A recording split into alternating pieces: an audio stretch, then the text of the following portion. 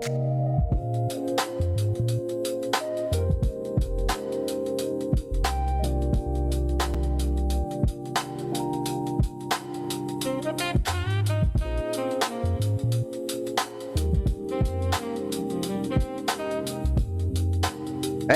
how's it going? Welcome back to the prof.grass channel. I am prof.grass. And I've got another high stream for you tonight. I don't know for sure, miracles have happened before, but I might be getting kicked out of the Rumble Partnership Program. So I've been doing a lot of high streams lately. Hope you've been enjoying those, by the way.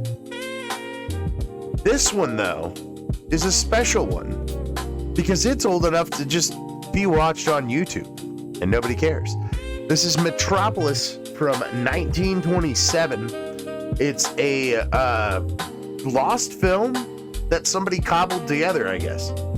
I don't know if it was like a famous director or whatever that cobbled it together. But Ray is Happy told me about this movie the first time I had him on and was like interviewing him and talking to him on the green pill. And he told me about this movie and was like, oh man, you gotta check it out and stuff. And I fucking shoved it to the side like I do with damn near everything. And then I was like, you know what? It's time. Let's do it. Let's check it out. So we're gonna watch Metropolis from 1927 tonight. And we're gonna be on YouTube. We're gonna fucking do the works, man.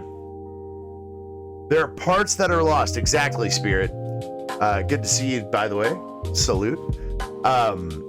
Yes, there are parts that are lost, but then there are some that had been found in archive and stuff and like bits and pieces together that they finally just like kind of cobbled it together kind of thing. But I was hoping that Ray might be able to tell me just a little bit more about this movie and stuff. I don't know anything about it. So Ray, how's it going, man? Yo, what up? What up, Grass? How you doing, bro? Great to be here, bro. Thanks for having me on. Yeah, man. It's always great to have you on, man. I appreciate that. Should I turn my camera on? Or are we just gonna do this voice chat style, bro? I mean, you can do it voice chat. You can do the camera. I can pull you up. Either way. Incognito. I don't mind. I'm just I'm working on some watercolors here. I'm just knocking that out. Just got back from eating a little grub. Got a little message from Grass. Got to jump on and have a good time with my bro. Fuck my yeah. My green thumb bro over there growing strawberries and all kinds of shit like a crazy ass motherfucker. Oh, man. Making all kinds of jelly. That's what I fucking love, bro. Oh man, I got a couple of strawberries off of that, but I have a wife and daughter, so they got to eat it. And then I got a fucking full ass tomato off of my plant, but we haven't got to fucking cook it yet. I want to make pizza with it. Oh, nice, bro. Yeah, you gotta make that pizza. I love pizza. Pizza's one of like my things, and like when you can make like good dough, it's like epic, bro. It's epic. That's the way to do it. And, hell yeah. Of course, I've seen yours cooking, man. Like I'm not gonna lie, that shit's fucking top. Well, my mom, she like hooked me up with like all these recipes because she's been like a baker forever, and like back in the day, bro, she even won like gold ribbons at like the California State Fair. Nice. For like her pies and stuff. So she hooked me up with like a solid ass recipe for some pizza dough. I'll send it to you afterwards. Oh, but fuck yeah, it's dude. like, yeah, it's a blend of like a Japanese style and something else. And like she fused two of these styles together, and the dough is so good. It's like a Neapolitan pizza from Napoli over there in Italy. Yeah, and it like takes 4 days to make it because you gotta feed the starter or whatever, and then you got to let it fucking rise and do its thing and produce the gluten and all that kind of stuff, and it literally comes together like a science experiment. Like when you first get it, it's like so much water that like it's crazy. It's wild. Here, I'll turn my camera on, bro.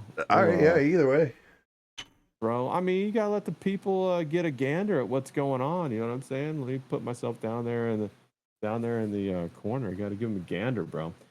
So when you first get it started, it's like this crazy dough that it just looks like water and like flour and like the starter, which is like a yeast that like you've had to feed it so it keeps growing, or like the poolish. I think maybe it's called poolish. I'm not sure.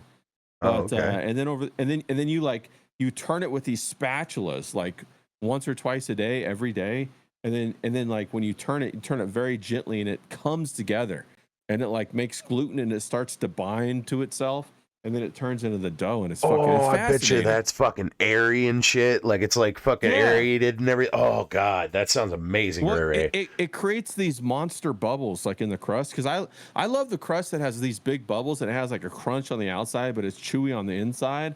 Yeah. And it makes such a big difference when you have the real deal dough, man. Oh yeah. It's like that with the noodles too. Like if you've ever had ramen, and then like you've had like, I'm sure like everybody out there, we've all had the shitty ramen, right? We've Oh all been yeah. in college, or we've all been like the gamer. We've all been like, oh shit, I can go to the 99-cent store and get like 13 Right, fucking I can get a pallets of this pack of this shit. shit. Bro, I could just feed off this stuff for like a year, and don't even have to come out of my room. I could be gaming and stuff like that, or studying, or whatever you're doing, right? Then you like, you venture out, and you like in your mall or whatever, you're like, oh my God, there's a restaurant for ramen, and you're thinking like it's like that little brick, right, that you got from the 99-cent No, store. Then you go in there, sir. and no, it's like a whole bowl, and it's got like this half of an eggs inside of it, and like your mind is blown, because then you get like the what is it, the pork belly slices in there, Uh-huh. and that's just at a mall, right? Then you climb the level a bit more in life or whatever, and you venture out. Maybe you go to like a place where there's a whole bunch of Japanese people. Like Little Tokyo in LA is like the biggest, Japanese diaspora outside of Tokyo, outside of Japan, really. Fuck And so yeah. you go down there maybe, and then you really have the real deal ramen, and you watch them make the noodles, and it takes them like a couple of days to make, and the whole process. And they have like noodle houses down there That's how you that know have like something's great every time. yeah. Yeah, Every they have time. plexiglass, and you can watch the guys make the noodles, and they're just making them the whole time, and like the place is packed. I tell you, if you want to know if an Asian food place is any good, just look at the line of Asian people, bro. Because if it's good, there will be a line of Asian people out the door. They just know 100%. about these places, bro. Yeah, if you show up to like a noodle house, or like an Asian joint, a dim sum, something like that, a sushi joint, and there's like no Asians in line, bro, you're not at the right place. Dude, So that you and got also to be the rich careful. people of the neighborhood. Like straight up, there's this fucking hibachi truck. I know this sounds weird, Ray Ray, but there's a truck hibachi place, and they don't Yeah, move the truck, and it's filled with these fucking Filipino dudes and Japanese dudes, and they whip up the best goddamn shit for the cheapest fucking they are price. so good. But They are so everybody good. in town goes there, even the rich and poor. Everybody, it just levels everybody out. Facts. They're like, "Fuck yeah!"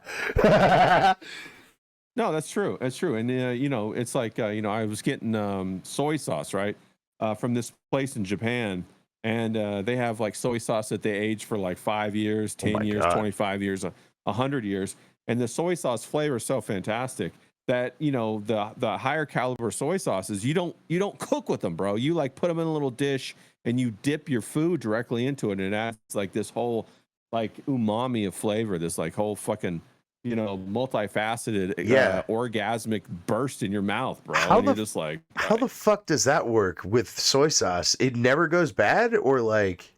no, it doesn't go bad. Yeah, it So doesn't I go know bad. honey doesn't, but I didn't know soy sauce never went bad either. That's fucking Yeah, cool. they have like smaller batch like families that have been making soy sauce for like hundreds of years or whatever. And a couple of them used to be really easy. You could buy some of the really, really good shit off Amazon. But then, like when Trump did all of those, those tariffs and stuff, then they pulled it down. So now you kind Ah, of got to go through other websites to get a hold of it, because it's not as easy just to order off Amazon. Because that's what I used to do. I used to buy just like fucking 4 of them at a time off Amazon, and they're like maybe like fucking, I don't know, $50 a pop or something like that for like an 8 to 12 ounce bottle. I don't know how much, but it has like the gold foiled you probably get a good embossed amount though, logo. yeah. Yeah, and you get a good amount, and it's fantastic. And I've even watched some of the documentaries on it, and like that's the thing about Japan is they really care. They really care about what they produce, and so I love almost everything that's coming out of Japan. Anytime I So see anything Japanese, dude, they're either efficient or they're doing something like to not waste anything, and that's fantastic Yeah. by my book. Like, I'm a cheapskate by heart, so like this information about soy sauce never going bad and you can age it is just gonna up my fucking jerky game. You know, like I'm down. Well, I'm not saying you can get that like the Kiriakoi soy sauce, or you know the one I'm talking about, the one that everybody has. Oh That yeah. all this. I'm not saying you can get the ones that are already processed and like age those. Those aren't going to age. No, They no, no. age. Yeah, I'm Yeah. saying I need to Okay. go get a Japanese soy sauce and try that on Yeah. for Facts. size. Holy Yeah. shit. Okay. Yeah. That's what you got to do. I'll send you some links to some YouTubes, and they have it. You can watch the whole process, but they keep them in the vat and they keep the bacteria. Like some of the bacteria that they use has been alive for like 500 years. Oh, that's fucking or wild. something like that. Century-old bacteria. Yeah, they just keep feeding it and feeding it and feeding it, and that's the same concept of having a yeast starter. You just keep feeding it, or like the Koreans, they do that with kimchi. There was a place in San Francisco that when I lived there, I used to always go. There was this, they had it was a Korean restaurant, and the lady who owned it, she immigrated there like, I don't know, fucking 50 years ago or whatever. And she had all of these jars of kimchi in her backyard that she was aging. And some of them were like 75 years old, some of them were 50 years old, some of them were 5 years old. That's cool. And you can order whatever type of kimchi that you wanted with your food or whatever. And it really changes the flavor. It's kind of like when you first discover, like pickled vegetables or whatever. And you're like, holy shit, this is a game changer, bro. It is. And it's so silly how like easy it is to just start jarring and pickling shit. And then you're like, why didn't I do this? bro, that's so facts, because like you try to go buy it and you're going to pay like $20 for like quality pickled peppers. Good shit. Yeah. Or like the like the ones that have like the different various types of peppers mixed through. Then they have like the peppercorn and the onions, and like some of the best stuff is that the pickled pink onions. You might have sent me a recipe about that with the habaneros that you put in there with it. Oh yeah. And back when I was pickling, and it was fantastic. And then you go out and you say, okay, well, how much can I buy this for? Like if I was going to go buy it, well, then it turns out to be like $20 or whatever. But then you start looking at the ingredient list, and this is the thing that really gets me, is that like you think you're going to buy a pickled whatever, right? And you think, okay, there's going to be salt, there's going to be pickling agent, and then the vegetables. No. At the store, they put all kinds of other shit in it, like maltodextrose and like titanium oxide and all. You're like, what the hell is going on here, bro? I didn't know fucking badass pickles. Here you are shoving chemicals down my throat like it's some damn fucking science experiment. And so that's what I have noticed about food, is it's no longer even about the price, because it is still about the price, but it's a lot about getting the quality of food. And you either have to be really wealthy or you have to make it yourself. Yeah, and that's the catch there. It's you have to do it all yourself, and nobody has time for it, man, because everybody has to work fucking jobs. Everybody, mommy, daddy, fucking everybody. yeah. Well, yeah, and some of this stuff, like it's a wide breadth of knowledge to get a handle on it, right? Like you're talking about jerky. That's not simple. It's simple. It's like, okay, dry the jerky. Okay, then you got to do, you add the stuff to soak the jerky in. Well, I marinate it first, then I throw it in the dryer. And that's how that shit works. Well, I'm saying it sounds simple, right? But that's because people haven't done it. When you start to do it, you start to learn all these little nuances about how to like really improve it and really give it this extra kick, and it's night and day game changer kind of thing. Now multiply that by everything you eat, like by bread, by noodles, by like even cured meat, like for a charcuterie board, like capicola or whatever you say that. Yeah, you get pork neck and then fucking wrap it in the refrigerator for 2 weeks and hang it for like 6 months or whatever, and then really slice into it. It's crazy like that though. It's crazy. Sorry, man. Discord's kind of glitching out on me. There we go. We're back. Am I roboting? A little bit. You're back. You're back though. Sorry. Okay. All right. Yeah. All right. So let's just pop this movie on, because I don't know anything about it. What is this movie, Ray? Okay, all right. This movie is wild, bro. Okay, so I don't know if you've already introduced the movie. It's Metropolis from 1927, I believe, and it was made. And back then, there were a lot of media. There was a lot of media that was made that really bridged the gap between the old world and the new world. Okay, And you're like, okay, what the fuck do you mean by that? Well, I'm saying old world is like, pre when they had the, what do they call it? The World's Fair, right? Oh, Pre okay. World Fair, we'll call that old world. And then post World Fair, we'll call that new world, because they really destroyed a lot of the technology that they used back then. Like they had light bulbs all the way back then. And there's pictures of it, like in the World Fairs and stuff, and how they built these giant buildings. They didn't really build them. That was from a different civilization. And they have these huge like crystal cathedrals that are like football fields big, like, like 10 football fields big, with arching Whoa. roofs of glass, pane glass, that we can't even make to this day. And they destroyed all that kind of shit. They had a World's Fair to throw a fucking party, then they destroyed it. They had moving sidewalks back then. Well, They had all kinds of hang electric on, real cars and quick. shit like I'm that. hung up on something here. The Crystal All right. Palace thing, this huge Crystal Yeah. Palace. Did they like just grow crystals into a palace? Like, how does that work? No. It was metalwork that was that a previous civilization built, and then they fabricated the windows. There are huge glass windows that we can't fabricate today. We can't fabricate this today. We don't know how to do it.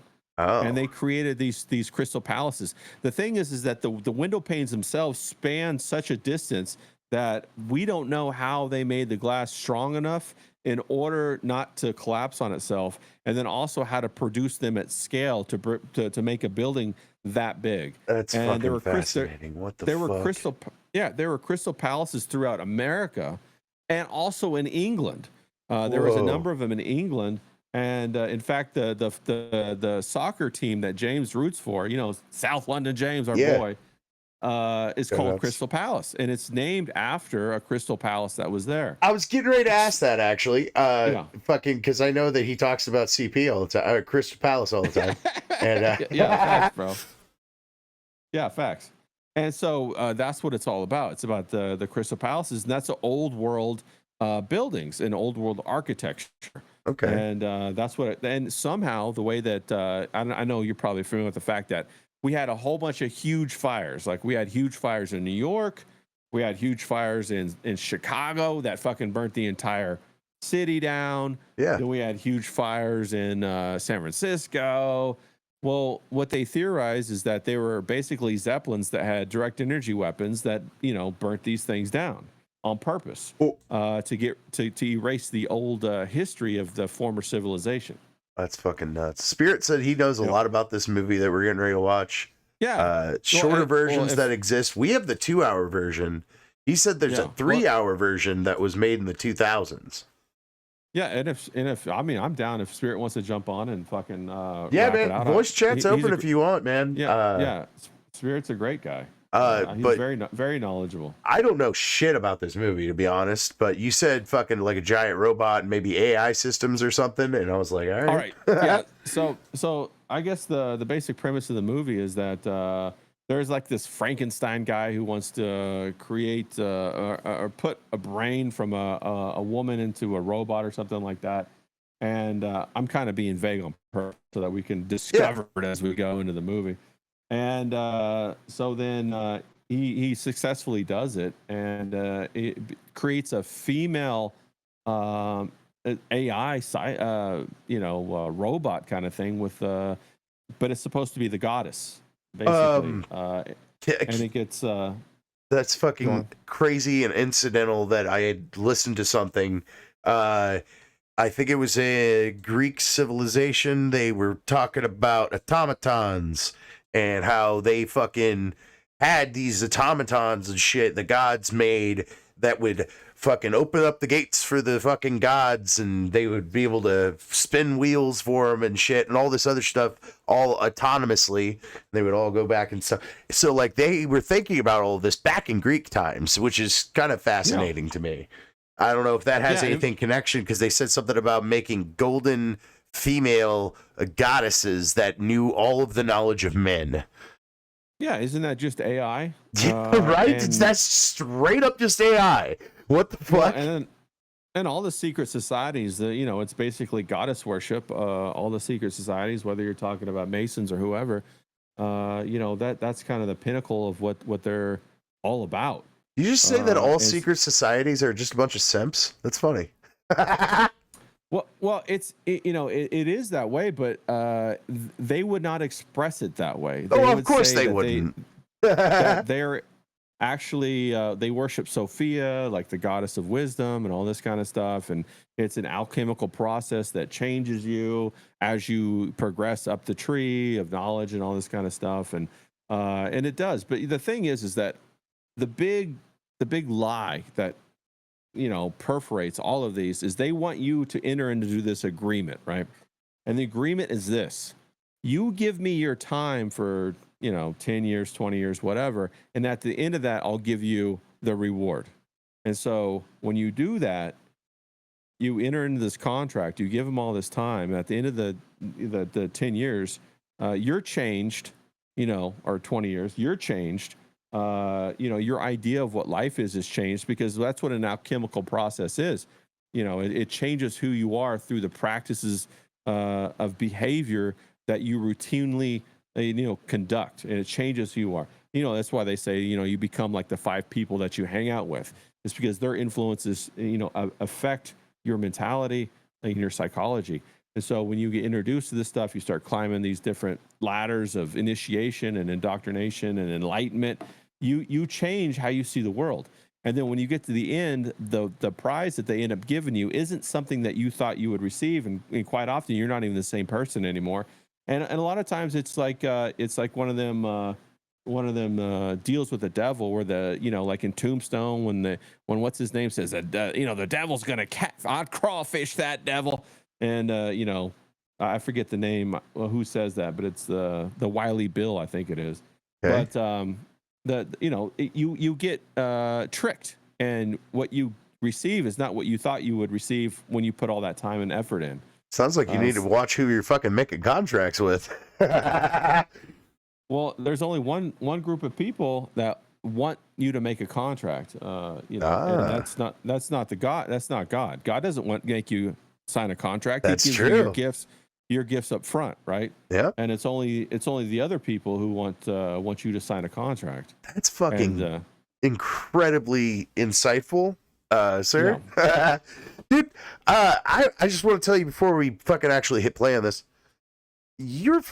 Every time I have ever talked to you, you are always intelligent enough to just like cut through any conversation, know exactly what you need to talk about, and precisely fucking execute it.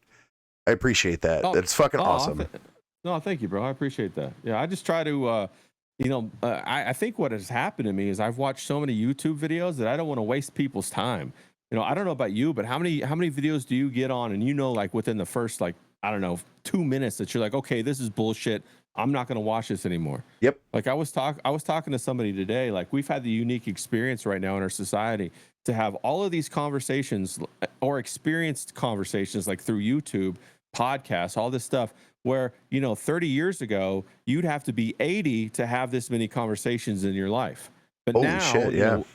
We could just be like I'm drawing or painting, or like you could be working and you're listening on your headphones, and you're having that simulated conversation. And so you're refining your mind as to like how to boil down information, what the sound of truth sounds like, what somebody does when they're going to bullshit you, how that sounds. And so your acuity starts to progress rather quickly, and it gets refined rather quickly. Whereas like I said, 30 years ago, maybe that type of experience would be only relegated to people in their 60s who have had that opportunity to have that many conversations in real life. Dude, 100%. It's like wisdom just getting forced upon on you, like throughout the whole time. That's wow.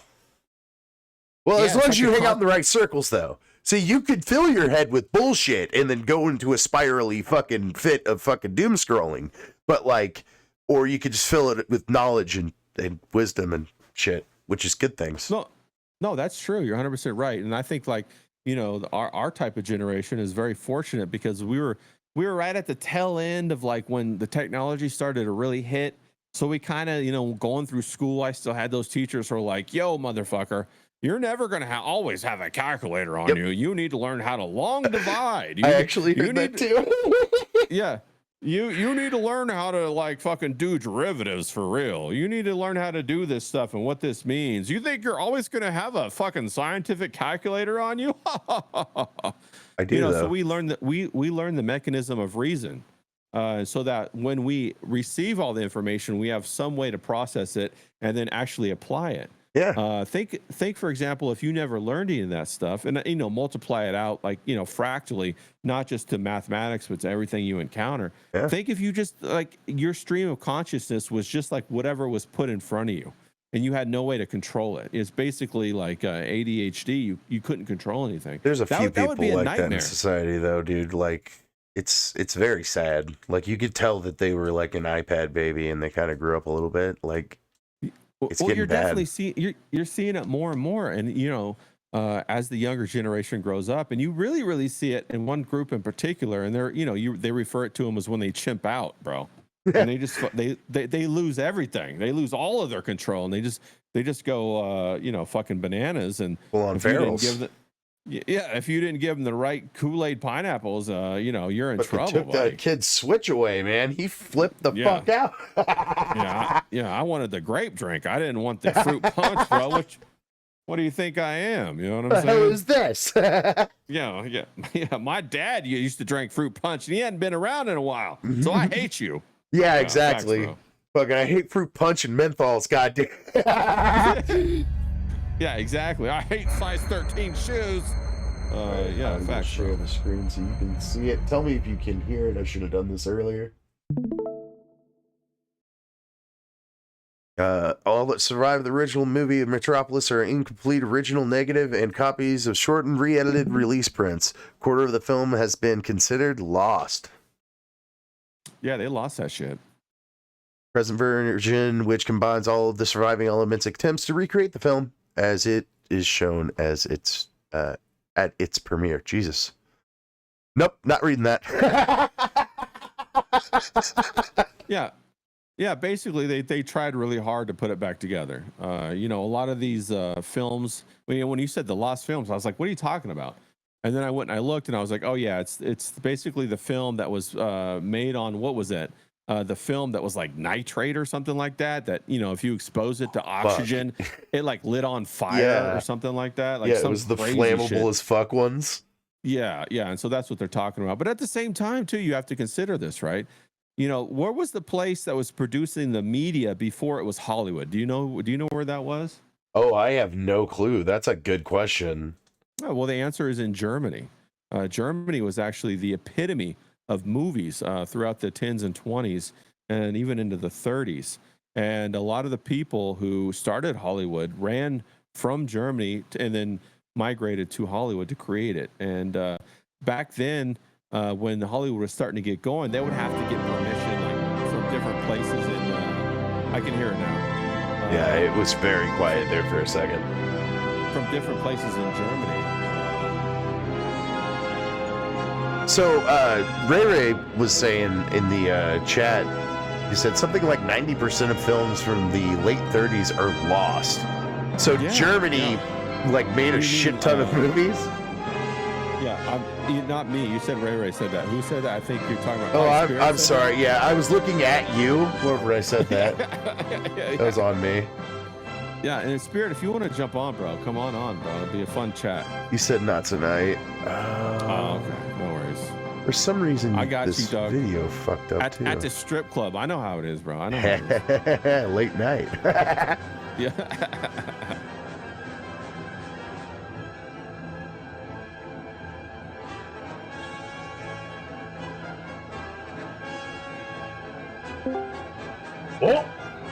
Oh, there he is. Let's go. You have to say his name 3 times. Did I say it? I think I did say it 3 times. I think I said Spirit. What's up, buddy? Good to see you, man. How you doing? Sorry, I'm mute coughing. Sorry. It's fine, Oh, man. man. Good You're to see you, bro. I'm glad you're here. 10-hour clock. Oh fuck! Really? Yeah, bro. They got all kinds of stuff in there. There's all kinds of Easter eggs in here about the esoteric. I was going to There's a say book. Spirit would check and he would know. Yeah. Do you, Well, that's how I do was you like, know, Ray, No, do you know no. about the book? No, what's the book? What's the book, bro? So Metropolis is based on a novel. Oh, okay. So the novel lays out. Excuse me, one sec. Oh God, he's dying. No, I'm that's why I'm glad I'm Spirit's sorry. here, I'm 'cause, like I'm really phlegmy tonight. I'm really no, because you know all of like the good hardcore details about this. So yeah, there's a book that it's based on that lays out a lot more of the lore, Oh, and okay. world building. Like for instance, you're I'm sure you are familiar, Ray, with the probably the most famous scene in it, the dance in the like the Chinese theme nightclub. What? That has a whole like backstory in the book. Like I think it's called the Yoshiwara Club, and people go there because they basically like fill the room with like opium smoke, like essentially, and like people like think of like a strip club rave, like that's like 1920s futuristic Blade Runner, okay? Yeah, that you walk into, and like it's just like opium smoke, and then you watch like these, topless girl acts. The only thing is, man, is I think opium would put me to sleep, bro. You know what I'm saying? Yeah, It's it not feels really like a upper, downer right? weed. Yeah. No. It's not opium. It's specifically like some fictional drug, but like the effects of it are addictive, like opium. Oh, I see. Okay. I could have explained that a little better. I was gonna say, you know who was like shipping all that opium around was that the Dutch and the West Indian trading companies back then. It's been a good hot minute since I've read the book. I read it like back in college era, so 20 facts. years ago. Cool. Well, the other thing too, and the Spirit, you can back me up on this, is when Apple made one of the first commercials announcing, the Apple PC or whatever, they based it upon Metropolis, and then what their 1984. Or was it 1984? Yeah, it's the I forget exactly what it's called in 1984, but it's like the It's something like 10 Minutes of Hate or something like that. Yeah. Where they scream at the fucking screen. Yeah, they throw like stuff at the like the like scapegoat guy who's yeah. Like the sledgehammer. Osama bin Hitler or whatever. Yeah, whichever ambiguous country. Country of Stan. Country of Stan. Well, and the other thing too is they had a much more interesting technology than, I saw that they were talking about the green screen that they used like on that Dick Van Dyke Mary Poppins, and how it was yes, it's a special green screen. It was a crystal they used. Right. That's right. And I watched it on the green pill actually. Today. That's fucking nuts. Yeah. Even Disney doesn't even have that technology anymore. It's fucking crazy. Yeah. Are either of you familiar with German Expressionism? What? As like a style? I don't know what that is. No. Please explain in great detail. In film? Well, German Expressionism goes across film and art and like all media of the time. I've probably seen art of that. I'm guessing it's probably in the 30s, or 20s or 30s. Yeah, around that. It's like it's pre-Nazi era Germany, and it's like it would be around this time in the 20s and maybe even the 10s. I'm not quite sure. Yeah, probably 10s. Yeah. But there's a real distinct style to it. It tends to be very monochromatic. It has very sharp angular lines with like lack of form and symmetry.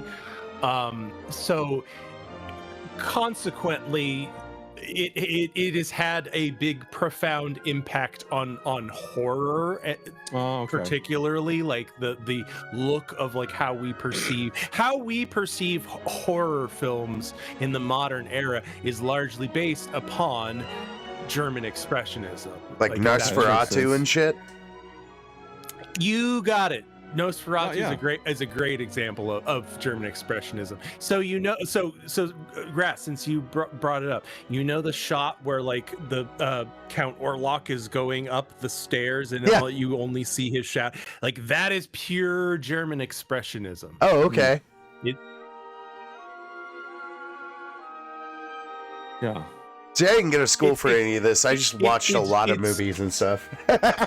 No, it's better that way, honestly. It's German because it's German, and it's expressionist because it's not realistic. It's an expression of what the thing, how it feels, rather than how I was going to say it just feels really German and brutal. Like it's yelling at you, 9, 9, Yeah. 9. It's like, but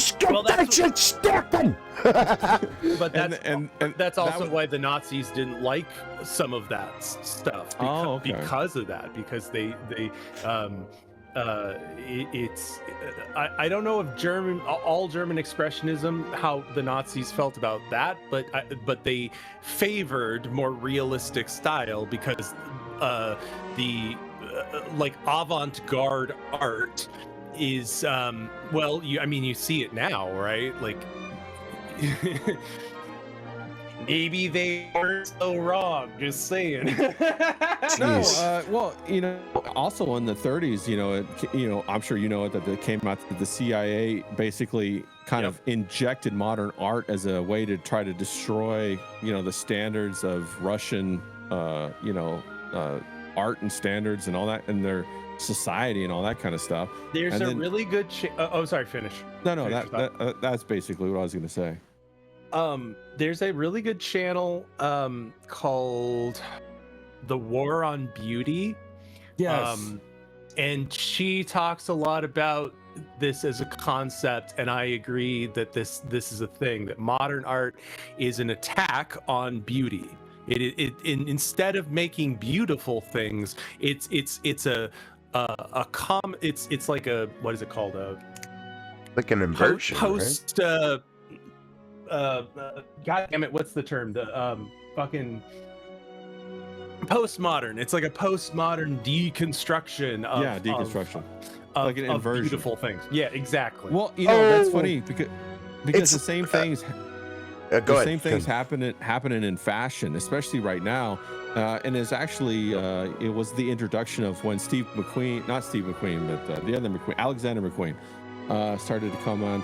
And now it's like carried through Michelle Lamy. I don't know if you're familiar with who she is. She's the French queen of fashion over there. She's got she looks like a big witch with the painted fingers and all that kind of stuff. She's got the gold teeth in and all that kind of stuff. And she's married to this a fashion designer, and that is actually what her whole mantra is the inversion of beauty, making beauty ugly. It is an inversion of beauty. I fucking thought so. It's a deconstruction and/or inversion. It's like when those motherfucking artists take a burrito and then they're like, here's a bean, here's a piece of rice, here's a piece of cheese, and here's a piece of burger. Here's your burrito. It's why we've gone from these beautiful, massive oil canvases by Titian of a biblical scene, robot, no! Over to You're back.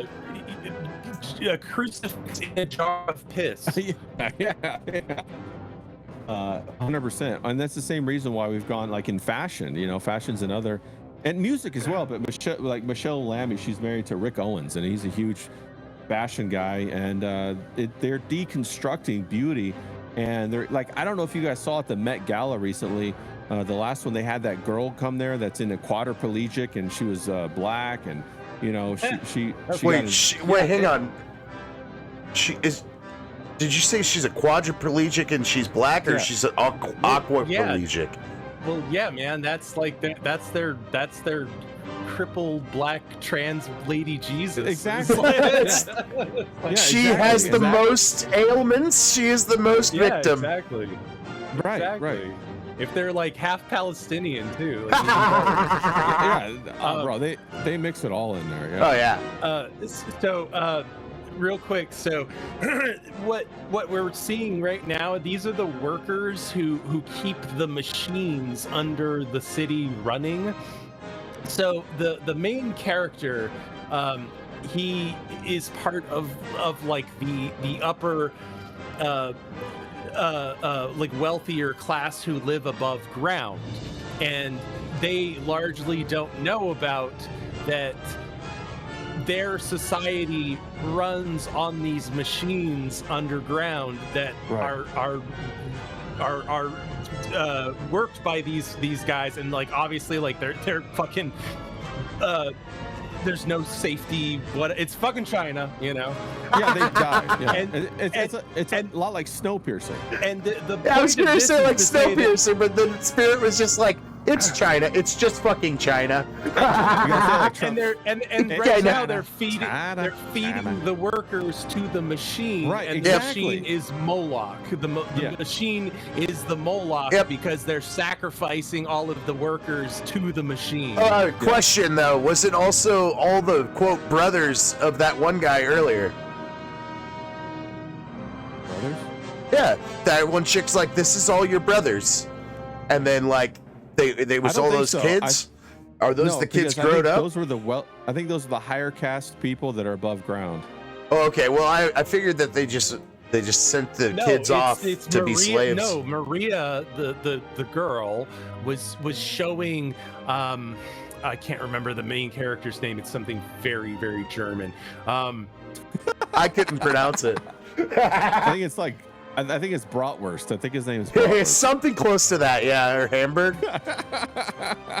It's Frieder. It's Frieder? hamburger. Oh, Frieder. it's Frieder. Like chicken Yeah. Frieder. So, Apple Frieder. My name is Apple Apple Frieder. Frieder.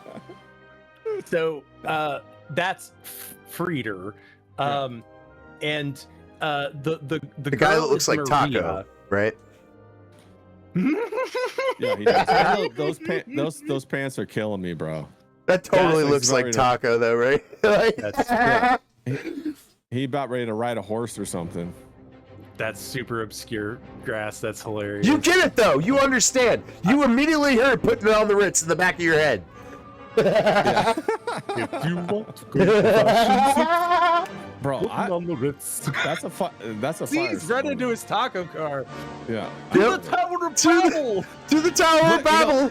God damn it. The other No, they're not hiding. They're not hiding their allegory. You know? That's awesome. Well, and the other interesting thing too is that when you consider Disneyland, this is basically Disneyland. This is also state of the art. Well, I see residents, though. This would be the district that Disney owns in Florida, right?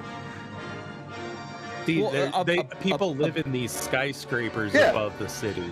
What is that Well, place above called ground- in Florida that Disney owns? They just had a fucking crime happen in it once. Yeah. Yeah. And it was No, this other year. And even in the future Metropolis, there's a bunch of fucking traffic. Yep. Fucking can't get Yeah, rid of it. facts. I like how they have the roads exactly like the roads in a city that was built around that time would have been, and just like now, all of those cities are like congested with traffic because they were never built for that many cars to ever exist there. That's awesome. Yeah. It's like a fifth element prequel kind of right there. That's why they're trying to make cars so expensive so the rich people have places to park. Well, did you hear they don't want poor people to travel. They want you to like put on a VR headset if you want to go to Hawaii, bro. And so that's Grand Moff Tarkin.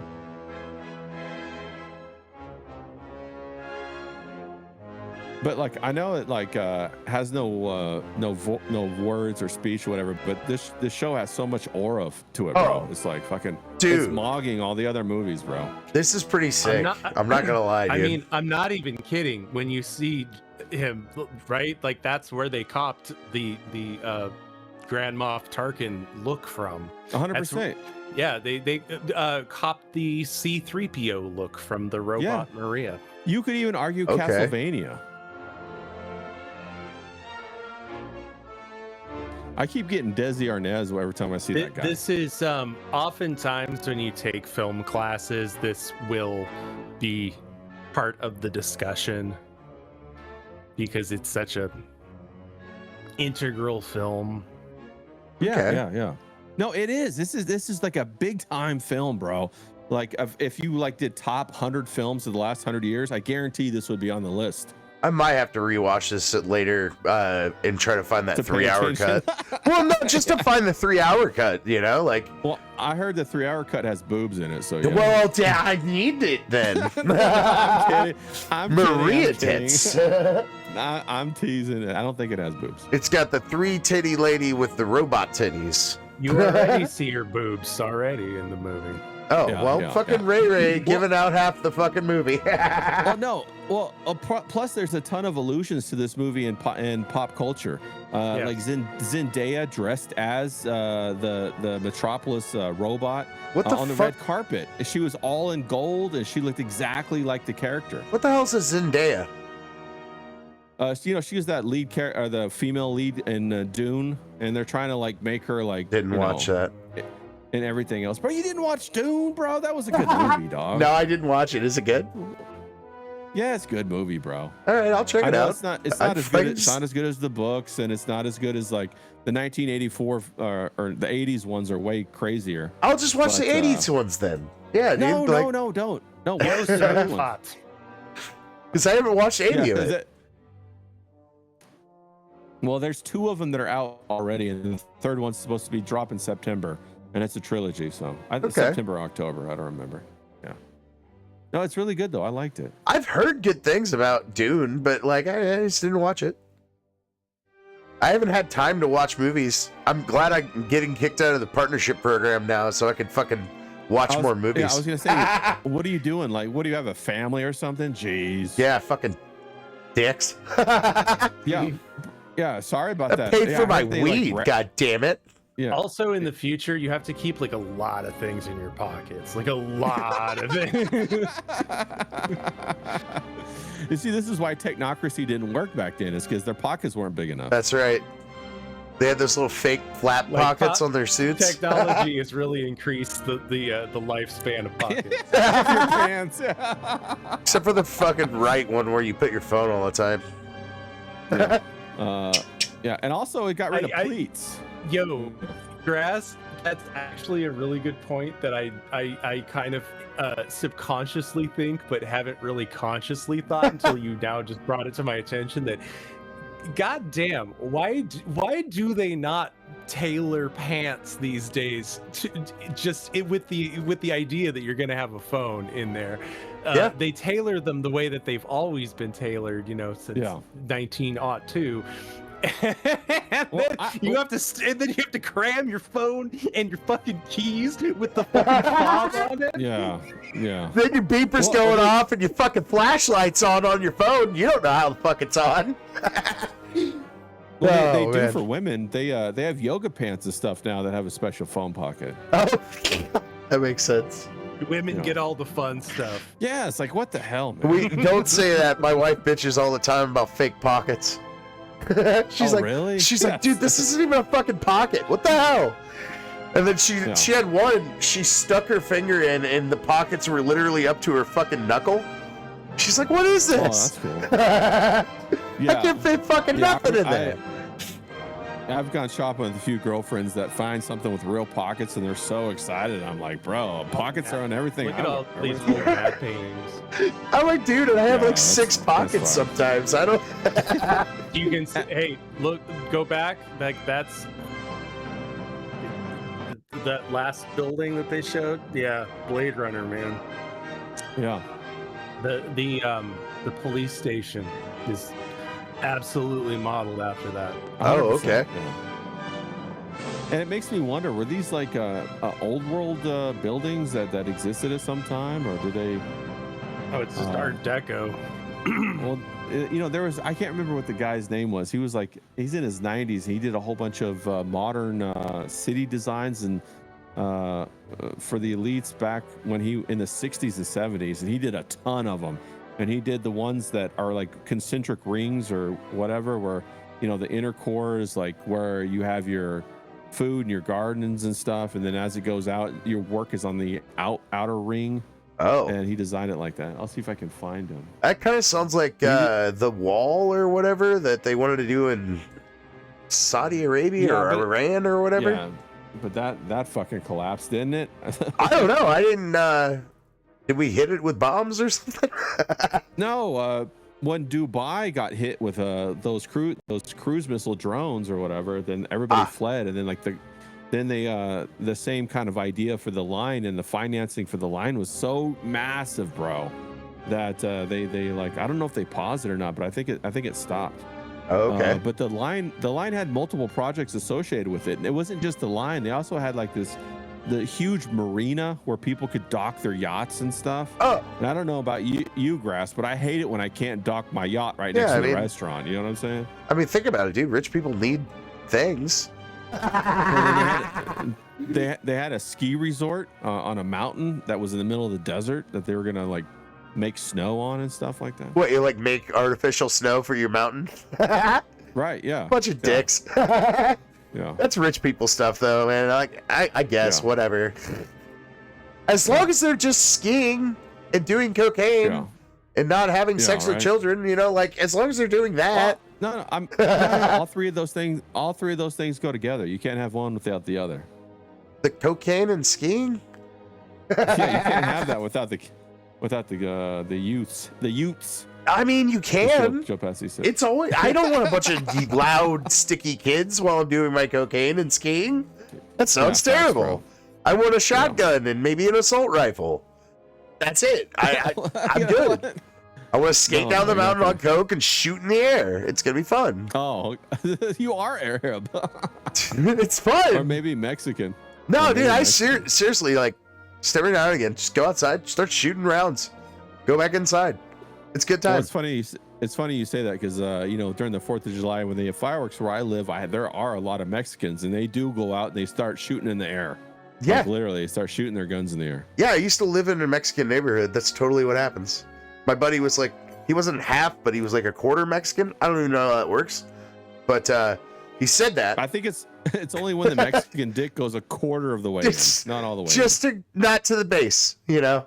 Yeah, not to the just past the tip. But yeah, they would bust out shotguns and just fucking walk outside and blow it in the air. And I'm like, don't you guys do fireworks? And he's like, no, man, we just shoot the guns. I'm like, all right. He's ASA. These are fireworks, SA. What are you talking about? That's what I'm saying. Holmes? Quarter. He was just like straight. He sounded white, looked white. He said quarter Mexican. I'm like, I don't even know how that works. Yeah, that's pretty funny. So, Spirit, what's the whole goal here in the movie? I remember like parts of it, but I don't remember the whole overarching. I'm just gonna. So these guys, subjugate the poor. Well, I think they needed something to like run the big machines or something like that. Like there was a problem they were trying to solve, and that's why this guy was trying to put like the brain of a woman into download her brain or something into a robot. Why didn't they just use recursive improvement? They just have the robot teach the robot. It's so the whole thing has somewhat Marxist overtones. It's the idea of the that there is a class struggle. There's a class struggle of the rich who run on the machines, which are the Moloch of feeding the workers to the machine. Yeah. And they get to part and like when in the beginning, like they're hanging out in like this garden with like peacocks and like people are like walking around like Greek gods and stuff. So they get to live this life of essentially constant pleasure because they don't know about the machines that exist underneath the city that are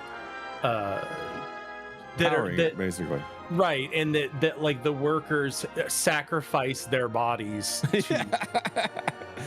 Yeah, the best lubrication for the machine is actually the blood of the workers. The blood of the workers. You guys didn't know that? The blood's the oil, and the bones is to grind the teeth of the machine to make it sharper. Yeah. It's to keep the gunk off the plaque. Yeah, He builds up exactly. You got to get that plaque off. The flesh is very like plaque heavy. So what was the impetus for the guy to make the machine to put the female brain into it when he tries to? Do you remember that? To make it sympathetic? Like women authority is always something that people follow. Oh no, Frieder's the sympathetic one.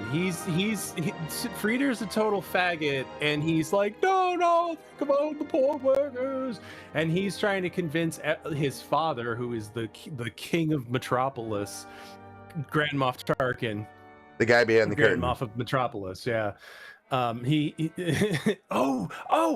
This character. What is his name? He got a hell of a coat. He's awesome. He's like a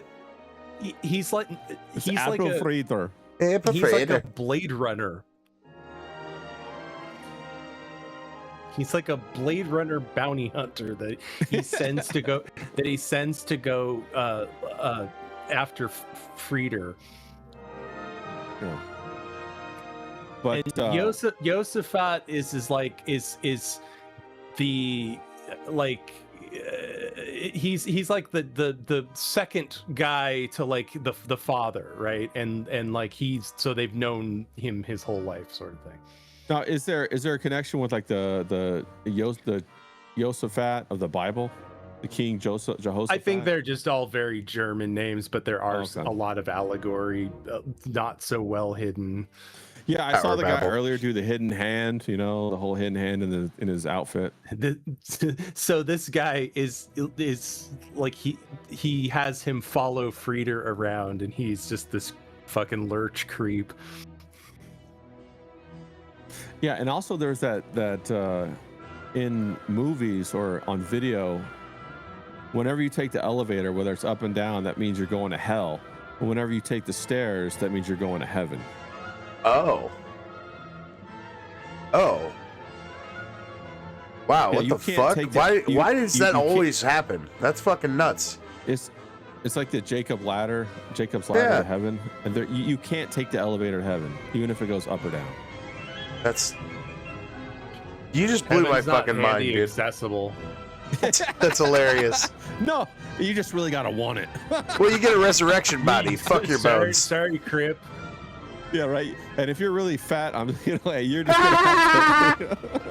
I'm sorry, my son. My holy light can only lift 500 pounds. You're going to have to go back. You're gonna have to train for it. That's why gluttony's a sin. Yeah, but how cool are the set pieces, man? It's fucking cool. Imagination, 1927. Bro. Yeah, it makes you wonder if they were using, past civilizations or, architecture from that kind of stuff. Well, this is Germany at its very best. Yeah.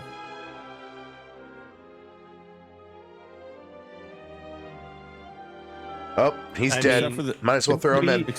We forget that because we're so used to being number one, but true. That didn't happen until after World War II. Prior to that, who was number one? It's probably fucking Germany. Yeah, it was definitely back and forth between England and Germany, and England even started World War I because of the rise of Germany. But Germany had a better industry and better 100%. Technology, and a better expression of culture. And through the art. More mechanization because England was still for the large part rural. Yeah. And also probably, how they discuss about how the economy of a country goes throughout its life. It starts, with the agricultural, then it goes through industrial, then it goes through financialization. After it bloats and it doesn't produce anything anymore, and then it lives off the debt that it issues to other parts of the world, and that's kind of what England hit. A lot of these concepts of modern political concepts and identities came out of Germany because people had enough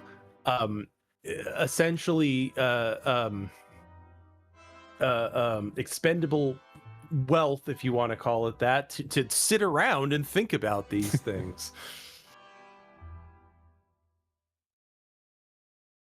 they didn't have to rely on their livelihood being, toiling in a field of cabbage all day. They lived in a city with other people that would, had industry. Rotvong is the mad scientist guy. Yeah. And he has a Nice arm. He has a mechanical hand. Yeah, that's badass. Which is also Dr. Strangelove cop that. Yeah, man, a lot of stuff. A lot of movies cop this. Yeah, and he has a dwarf. He has a pet dwarf.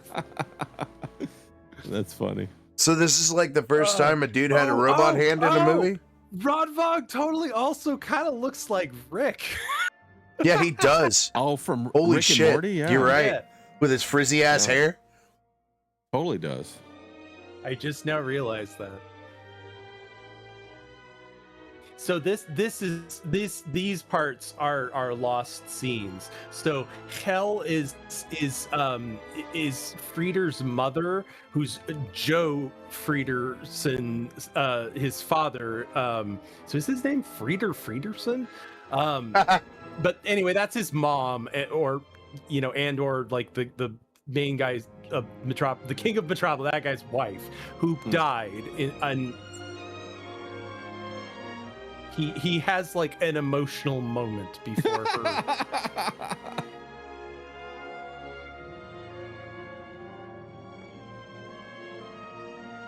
And so these are all scenes they had to. Yeah, all I can think about is that song "Apple Fritter" by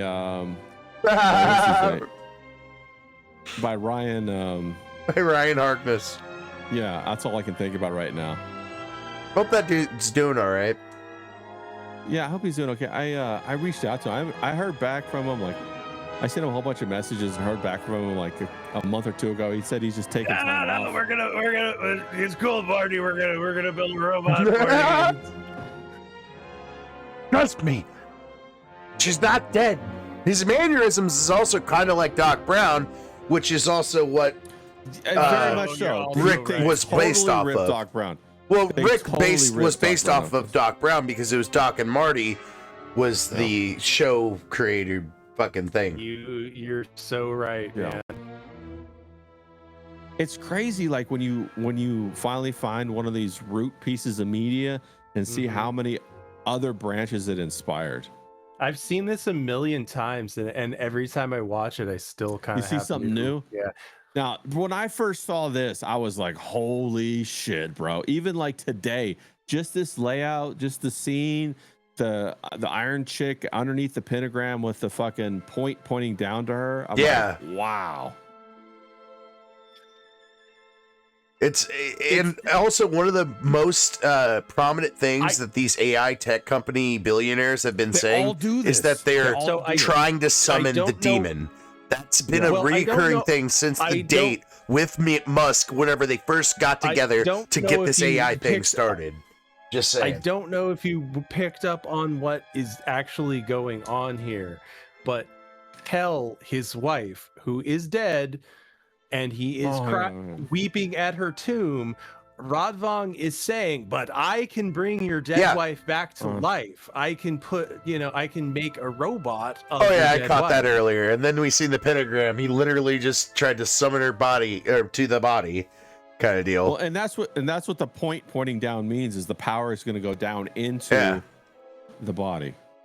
It's also the inversion of. There you go. Yes. Yeah, good point. So the pentagram is the layout of man. It's the Of man, shape right? of man. You're right. But inverting it is like in the inversion of life. And damn it, that's So the women, inversion. isn't it? I was gonna say, so the inversion of life isn't death; it's just a living non-human. I think you're way overthinking this, bud. Yeah. She kind of looks like a rice cooker a little bit. I hope she can cook rice. Otherwise, what the fuck are we doing? Like, you gotta have a billion and one uses. I want to give a robot tits. Do you know how long it took me to hammer out them tits? Yeah, I made a female robot and she can't cook. What happened? Oh my god, that would be awful. every time you put the rice into the rice cooker thing, it just like crispies the rice. It's like, no, It you comes out bitch. hard. Yeah. Is my hair okay? I mean, that's such a good archetype for a character, though. Obviously, I mean, it's in all kinds of stuff.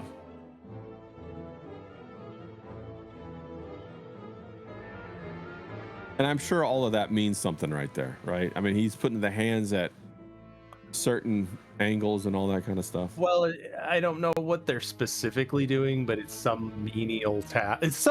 I think the idea is that it's supposed to be just so fucking stupid and menial. It's like little light bulbs light up, and they have to put the pointer at the light bulb because it's just so fucking stupid and menial. No, that's kind of the point. No, that it totally Yo, could be DJ that. John. Yeah. Was that Miami John out there? Yeah, he's the over chat? there in the Rumble chat. Shout out to Miami John, bro. I hope he's Check having a out good Third night. Rail. Salute, Yeah. sir. Now, see, I think that this might have something to do with like some esoteric message or some shit like that. Like with the what is it? They are all numbers. And Yeah, is he like doing the number of the employee every time? No. See, little lights flash, and then he has to put the little Yeah. dials at where the lights are, and then they flash somewhere else, and he has to turn it over to there. But then But he they're also down has by a his list knees, but too, then they're though. up- He's got a piece of paper there. So it looks like he's also looking at the list to see where he has to go next, maybe? Before it lights up? They look But like then again, it's fucking just... I think the paper is a plot point of which I neglected to pay attention to. yeah. Also, dig the light on his I like desk. it. It looks like I like it. Like that's still kind of fucking futuristic looking. And look at that. The watch looks fire. It's a nice watch. Well, it's just like a bent iridescent light. Did you notice that his watch is a 12-hour watch? But Right, why is exactly. that? But why is that a Yeah. 10-hour clock? Do you know? I maybe I knew it one time. I don't remember though. No, I Because don't the know. workers live and sleep in 10-hour shifts. 10-hour shifts. Yeah, that's what I was Oh. gonna say. Whereas the people on the surface work on the regular The 12-hour sun. clock. Yeah. It's good It's music. also it's a hidden Mickey. Oh my god! all right. yourself to the demons. Oh. No, okay, so I was just watching this stuff about the Mickey, what it was before Disney got a hold of it. Those 3 balls that were put together, and they actually go back in history way beyond that. Oh. And it has. It's It has also some meaning. It's also a triangular number. Yeah, Yeah, it's that's true. 3. Yeah. I don't know if you guys know what a triangular number is, but it's like you stack numbers, so you have 1 and then 2 and then 3 and then 4 Yeah. and then 5, right? So like a pool. It's like a pool table. Yeah. And so the A numbers sequence. that those add up to are called triangular numbers. If it sounds weird, it's probably the Rumble Studio encoding. It's fucking Rumble being Rumble. But I am recording this so I can re-upload it and it will sound perfect on the recording. Nice. Sorry, John said something in the chat about it. Yeah, if my voice sounds weird too, it's probably just the fucking Rumble encoder. I fucked with my audio too because of Rumble, but I had to fucking change it back. Well, Rumble's I finally weird. did that thing. I finally did that thing you told me about changing Zoom, so I'm gonna see if that doesn't fix my little audio. Oh hell thing yeah, next dude! time. I think Rumble be that way sometimes with the slow motion Yeah, voice thing. that's what I was saying. It sounded like what he was saying. It sounded like a fucking Rumble issue. And sometimes it's fine on Twitch and Kick and fucking YouTube and shit, but like sometimes it's just fine on Rumble. It's just I a should luck like of to the know draw. what my workers are doing in the catacombs. That sounded like Goofy. Oh, dude, I tell you, I got 1,000,000,001 fucking laughs. Apparently, my dad Oh, like can got you- onto me when I was little. See, I knew it. John said he went over to YouTube and it sounds normal. Oh, Oh, see, okay, yeah. yep. I knew it.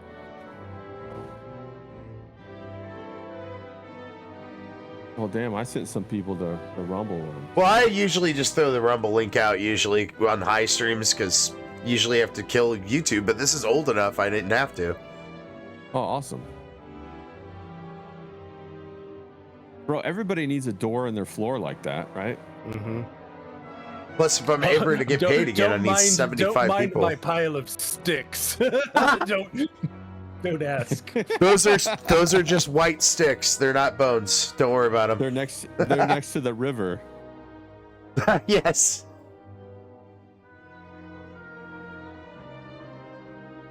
Oh, those are those mono gender clothing that Dr. Till wears. Go check out the history of dude.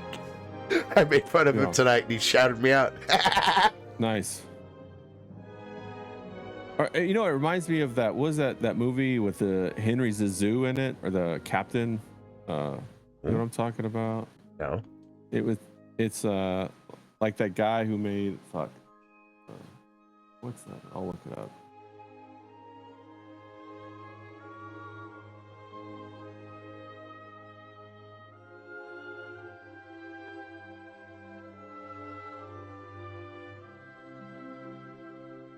Oh.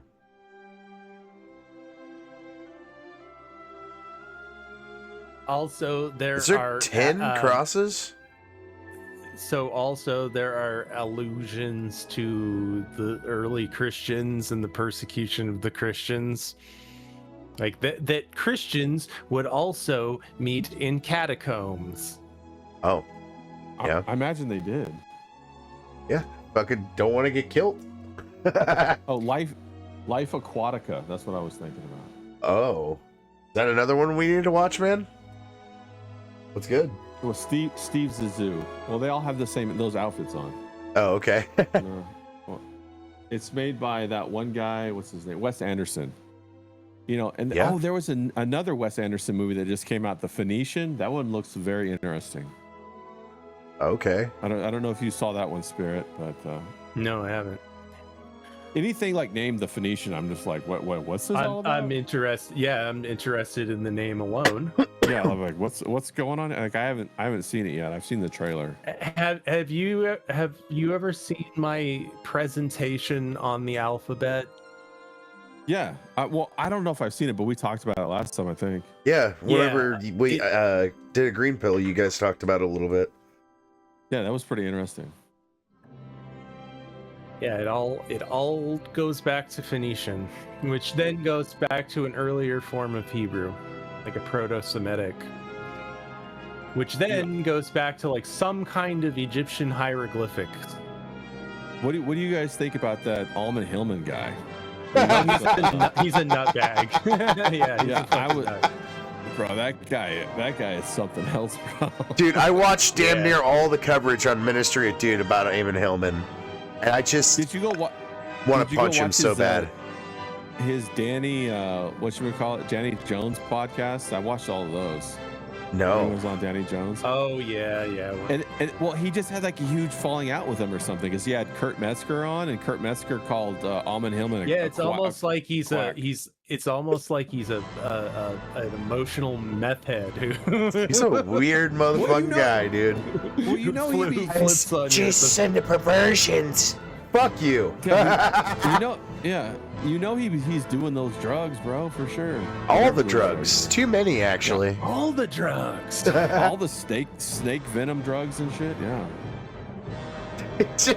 I could see Eamon Hillman with the snake. The snake won't bite me because I'm truly holy, and it bites him, and he goes, "Ow, good." No. Okay, so I listened to a couple things that he was talking about, and what he's talking about is the Greeks used to use venomous snakes to produce drugs that they would consume, and then like they would have to consume another type of drug to bring them back from death. And that was okay. Like one of these serious ultimate highs. So what I'm saying is he's probably found these recipes, and he's probably trying that stuff out. So His brain gets blasted by fucking DMT, serotonin, and fucking all sorts of other shit to fucking calm him down before he dies. Then he gets brought back. Oh God. Sorry. Go ahead, Spirit. his whole the basis of everything that he talks about, the basis for all of it, comes down to he believes that this, in brief, the Septuagint Bible, what came before the Hebrew Bible, and that he's one of those Hebrew is a made up language people. And just he absolutely knows more about Greek than I do. I'm sure of it. I'm sure he knows more Greek than I do. I'm absolutely sure of it. But what I know is the evolution of letters. Like I know that. And just off of that, that is like a silly presumption. That is like preposterous. Because all these letters, the Greek letter system that he's talking about came from Phoenician, and that came from a Proto-Semitic alphabet. Yeah, I remember what did he say? I was trying to like listen to why I heard him talk about that a couple times, and I think he said something like Greek is more complex than, or has more words or something than Hebrew, and that was basically it does, but like that doesn't make, you know, right. like that doesn't mean anything. And then also like you're trying to say that, oh, it's a more complex language, so therefore it came first. That doesn't track either. If it's a more complex language, then doesn't it stand to reason that it came probably later came second, on, after it got refined. Yeah. and that like there's so many words within Hebrew that also overlap with Greek, like they are basically like synonyms of each other. It's like these things evolve together, And well, because of the synonyms and stuff, people fucking mistranslate shit all the time, right? All the time. Yeah. Well, the thing that I really, listening to him is realized is like, bro, how do you know what happened 3,000 years ago? Really? You know that too, yeah. I think he belongs to a lineage of these Greek mystery schools, and I think there's an aspect of literal anti-Semitism in the literal sense, like of the language sense, like they are anti-Semitic in the sense that like they are anti-Semitic. They think in the ancient world there was no deviation between what was Semitic and what was not Semitic. The people that are to this day that are considered Semitic and then aren't is like it is just an arbitrary line somewhere around Turkey.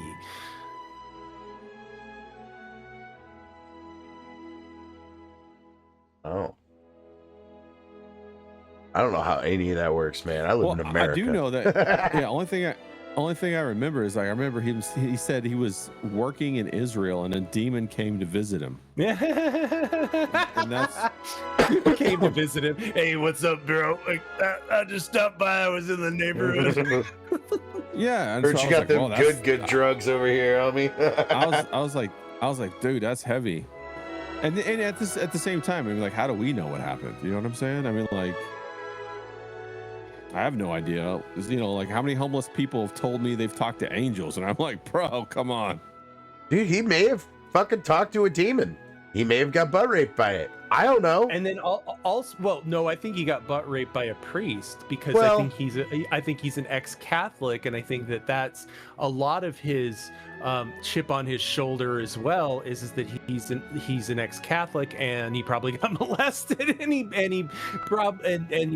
he hates all Christian, not only all Christians, but anything that comes from a Semitic origin because of it. I did not know he was ex-Catholic. Yeah, I'm not a super huge fan of the Catholics. I mean, I'm not a fan of the Catholic Church at all, for sure, but and it seems to be that a lot of Catholics, when they do flip, it seems like more often than not they flip hard for some reason.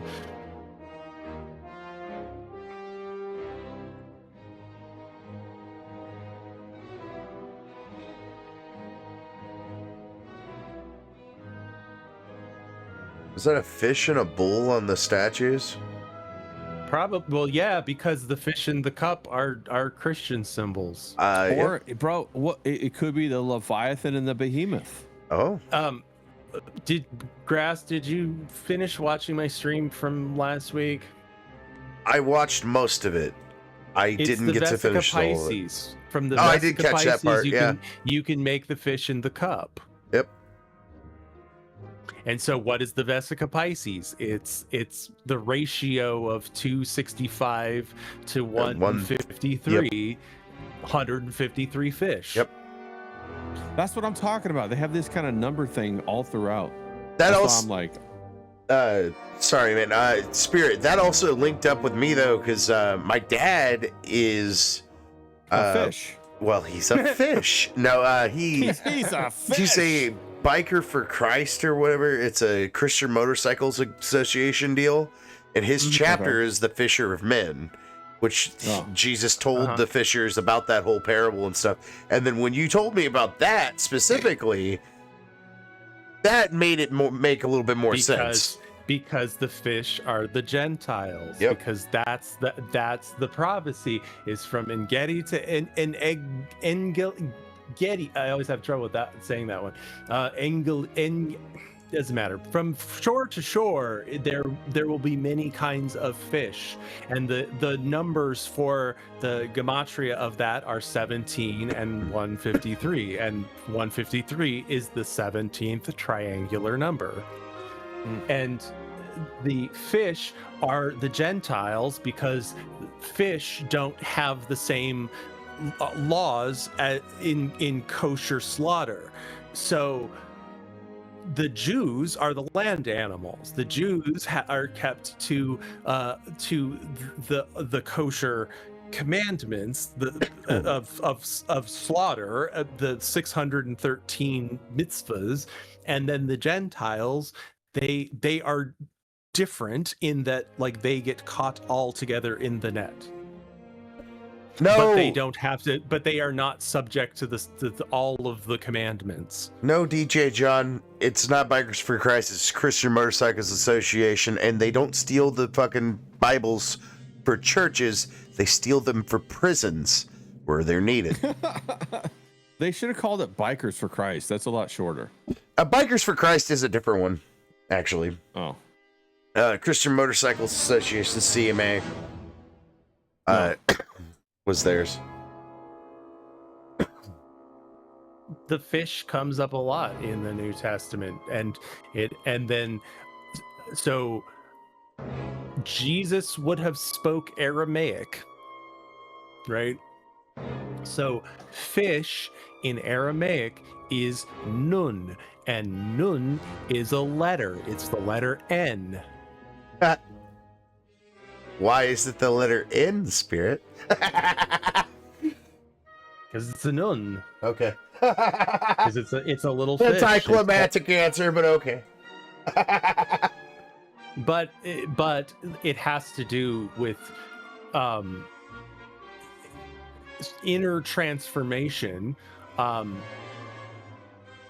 It has to do with understanding the difference between deception and discernment. It has to do with the snake, the Nakash, because the snake gives but it deceives, gives wisdom but it deceives. Okay. And you have a snake in you. It's the Kundalini, right? So and there is a saying in the Talmud that a man who does not bow to God, that his spine becomes a snake. And so the shape of the spine, like as when you are an infant, is rounded, whereas it becomes curved like a snake when you become mature. And the shape of the nun, the letter nun, there are two forms of it. There's one that looks like the infant spine, and there's one that looks like the adult spine. And that's why women are more prone to scoliosis, because they bitches. And bitches have fucking S-curved spines because they fucking snakes.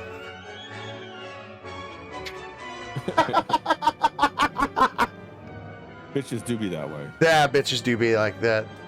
No, I know that's a yeah. lot. You're good. I'm But, digging it. Dude, every time you knowledge bomb this fucking my show or my stream in general, I'm always for it, man. Fucking get down. In Hebrew, there's one letter difference between deceive and discern. Yeah. Nakal and Nakar. And they both start with a nun. Wait, which one's Nakar? The hard name. Nakar means R. to discern.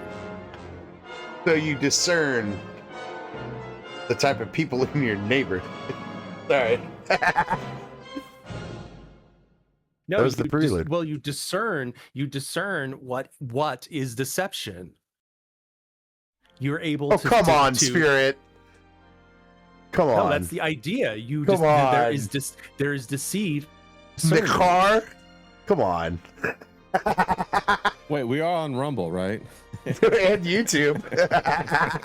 Got to be careful. Don't want to get that, don't want to talk about all the Nakars. That would Well, be it's I tried to say it properly.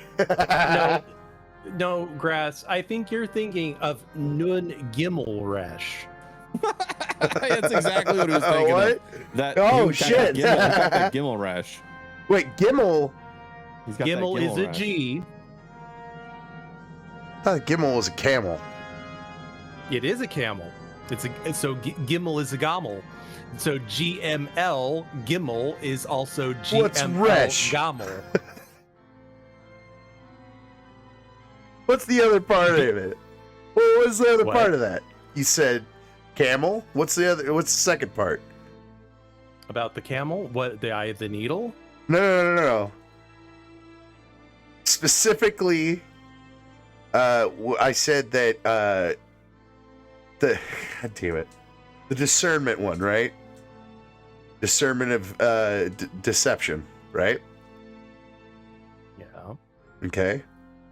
It What also is- has to do What with was the name again of that? I'm trying to keep it straight. Nakar. Nakar. Nakar. Now. Yeah. From there, Nakar in your neighborhood. I can't remember what I was going to say, so I said that. It's also the difference between Ooh, death. The soul and the anima, the neshama and the nefesh.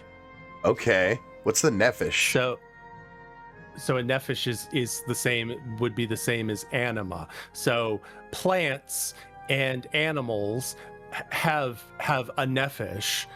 Humans have a neshama. Okay. Is that just like souls of plants and animals and people? It's whatever makes plants. It's the force that makes plants grow, and that makes a seed know where the sun is even when it's underground. It's the coolest shit ever, watching a fucking thing grow around things. That's the nefesh of the seed is for it to It's the find will the of light. the seed, yeah. Mm-hmm. I get you. That's cool. And so, because the nun is the fishy, so nun means fish in Aramaic, and so when Jesus is talking about fish and fishermen and 153 fish, it has to do with these ideas and these concepts related to the letter nun. Okay. And those have to do with inner growth and with your soul. Your soul, right, is tainted or purified by your ability to discern or to deceive. Okay. I get it now. That like there are okay. You got to discern and deceive. You have to be able to see that, like that guy on the telephone who's going, "Excuse me, sir, all of your money has been taken out of your checking account, and I need you to go right away and buy Apple gift cards." And it's your ability to go, "Wait a minute, that's deception." Yeah. That's you being discerning and him being deceiving, you see. Yeah, I can tell by the accent. Me too. Dead giveaway.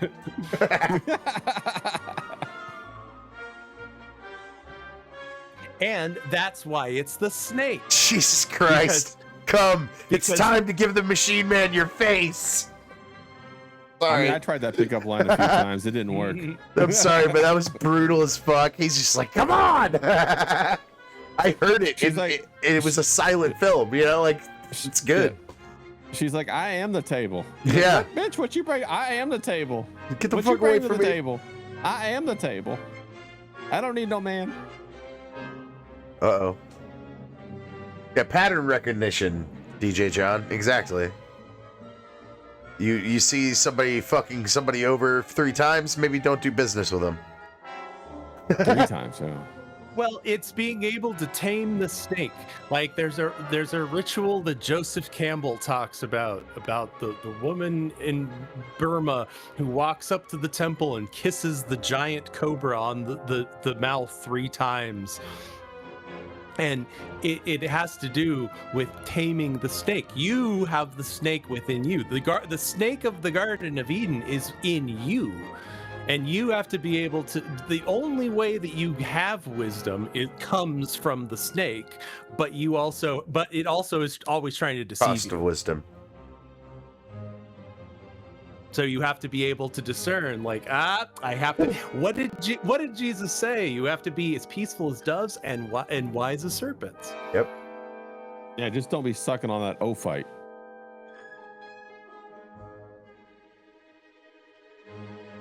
You have to know the treachery and the deception that exists to be able to discern it. Yeah, you gotta know, like Alex Jones says, you gotta know your enemy. You know what I mean? Alex Jones is clueless. What are you talking about? He knows a couple things whenever he's drunk. It's fun. He gets philosophical. He was right. He knew right about a few times. 9/11. He fucking called that shit. Swish.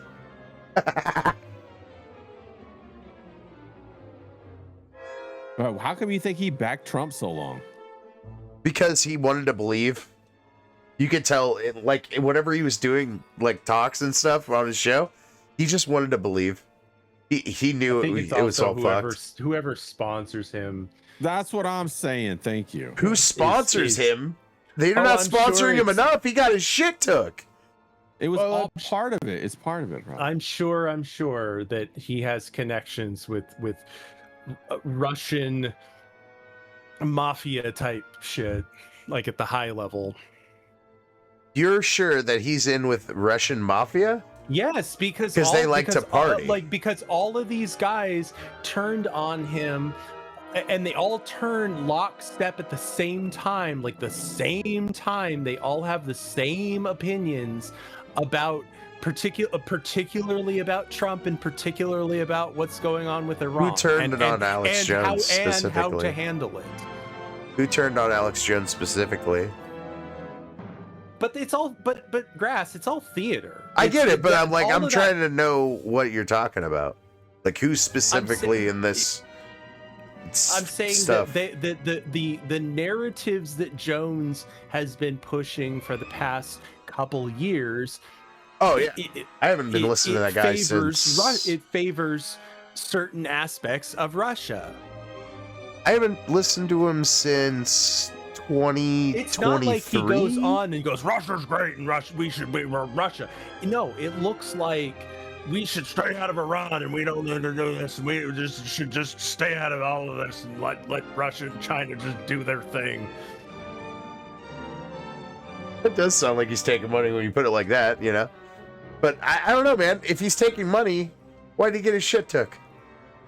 Well, I don't think Because he they're ever not had the immune. money, bro. He never had the money. Yeah. It's like Yeah, it's like all And it's these all rappers, all these musicians, bro. They're signed to these 360 deals. They're made to look like they have all this shit. They don't have none of this stuff. Grass, when you have a lot of money in general, you want to not have a lot of money because because if you have a lot of money, that means you're going to be taxed for all of that money. So what you need to do is you put all of that money into Like what Musk is doing.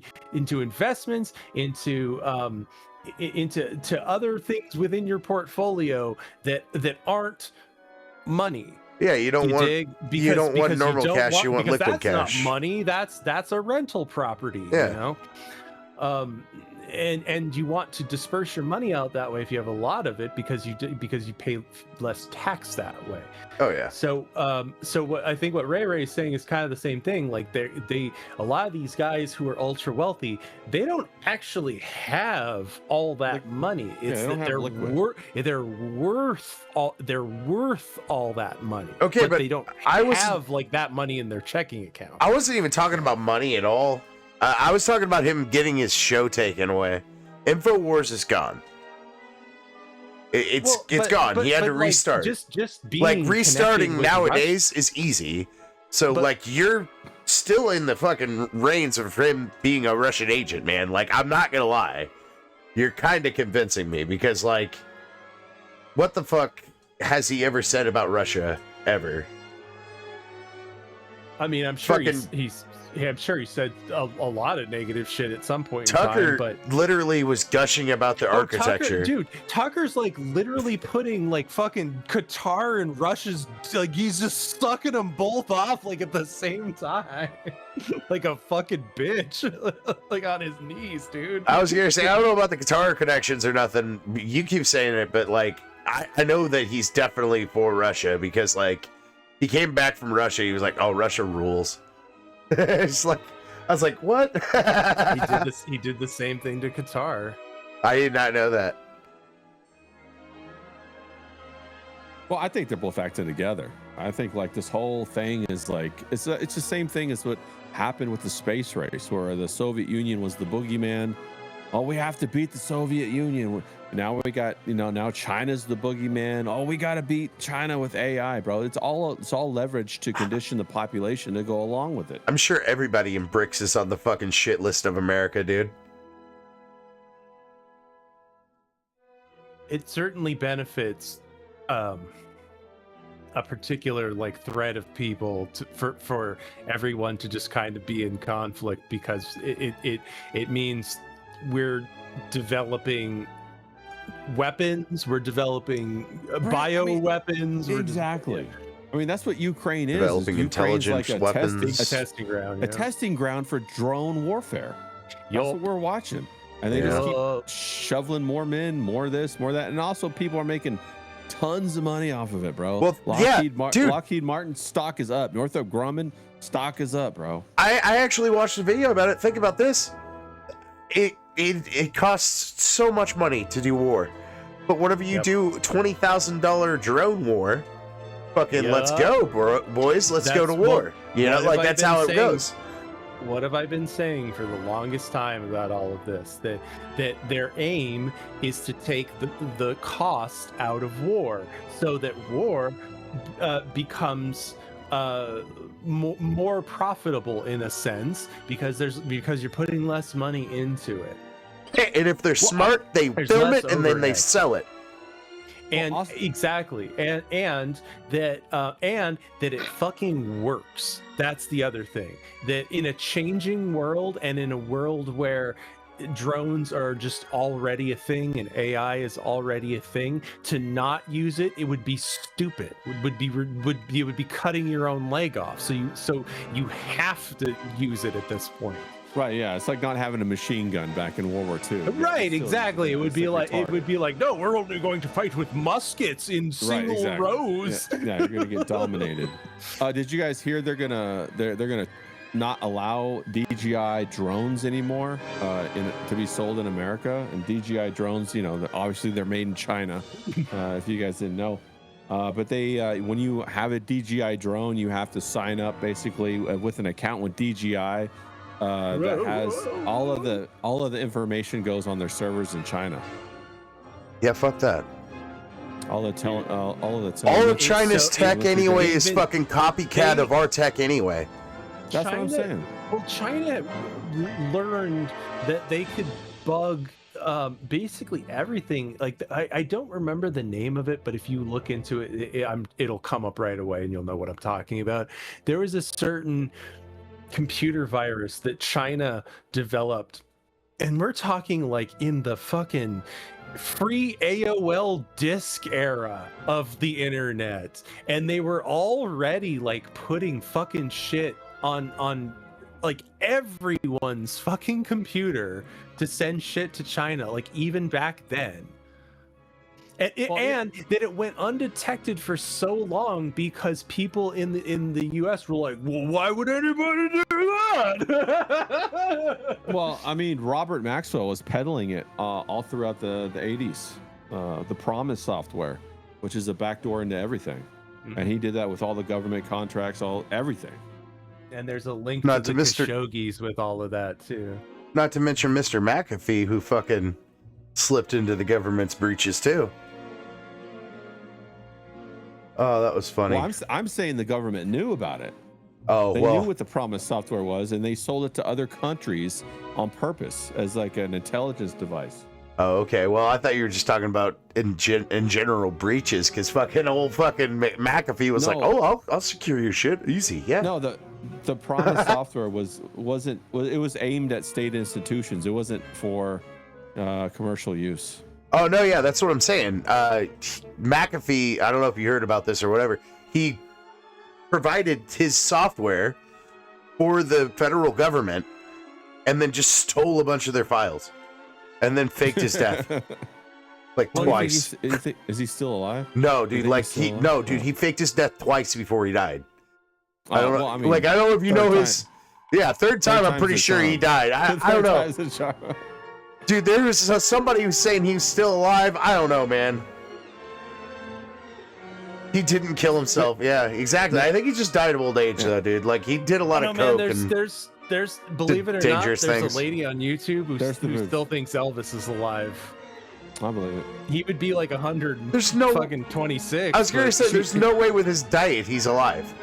Well, he's probably emailing her, trying to get her life savings so he can get back to America. He blew out the bottom of that fucking toilet, boys. You know he did. Elvis would be he'd be almost 100 years old. Yeah. His favorite food was peanut butter and bacon and banana sandwiches. He died on the toilet. That's an easy thing to know. He was drinking too much and ate too many of them sandwiches. That'd be rough. Oh, God. Rough on the colon. Yeah, dude. Well, and he was on like a fuck ton of drugs and like. That's what I'm saying. He was probably constipated. And real constipated Yeah. ones. So he was just sitting on the shitter trying to shit and couldn't do it and then dropped his heart out his ass. And let me tell you, man, like. Dude, what the fuck? Now, see, this is not- like the Met Gala. This is what I'm saying. I'm not a drug guy, but like that shit will make you fucking constipated.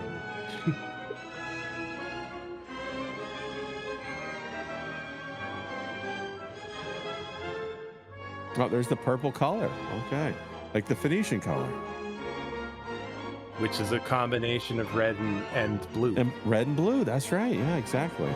Oh. Which is very esoteric and Yep. Is that why it's for fucking active in royalty? the- That's nuts. yeah, the left and the right. Was it Yakim and Well, Boaz? it's the active and the passive energies. So it's Oh my so God, what the fuck? Oh yeah, you would dig this scene. This scene is fire, bro. If you saw this in a movie nowadays, you'd still be blown away. Yeah, this is the This is Yoshiwara so quote crazy, dude. that I was talking about, Is where that- like everybody fucking smokes heroin and Yeah. Oh yeah, dude, watching this on heroin, just whacked out on the fucking rug with everybody. Oh my God. This must have been nuts. I mean, the imagery is like iconic.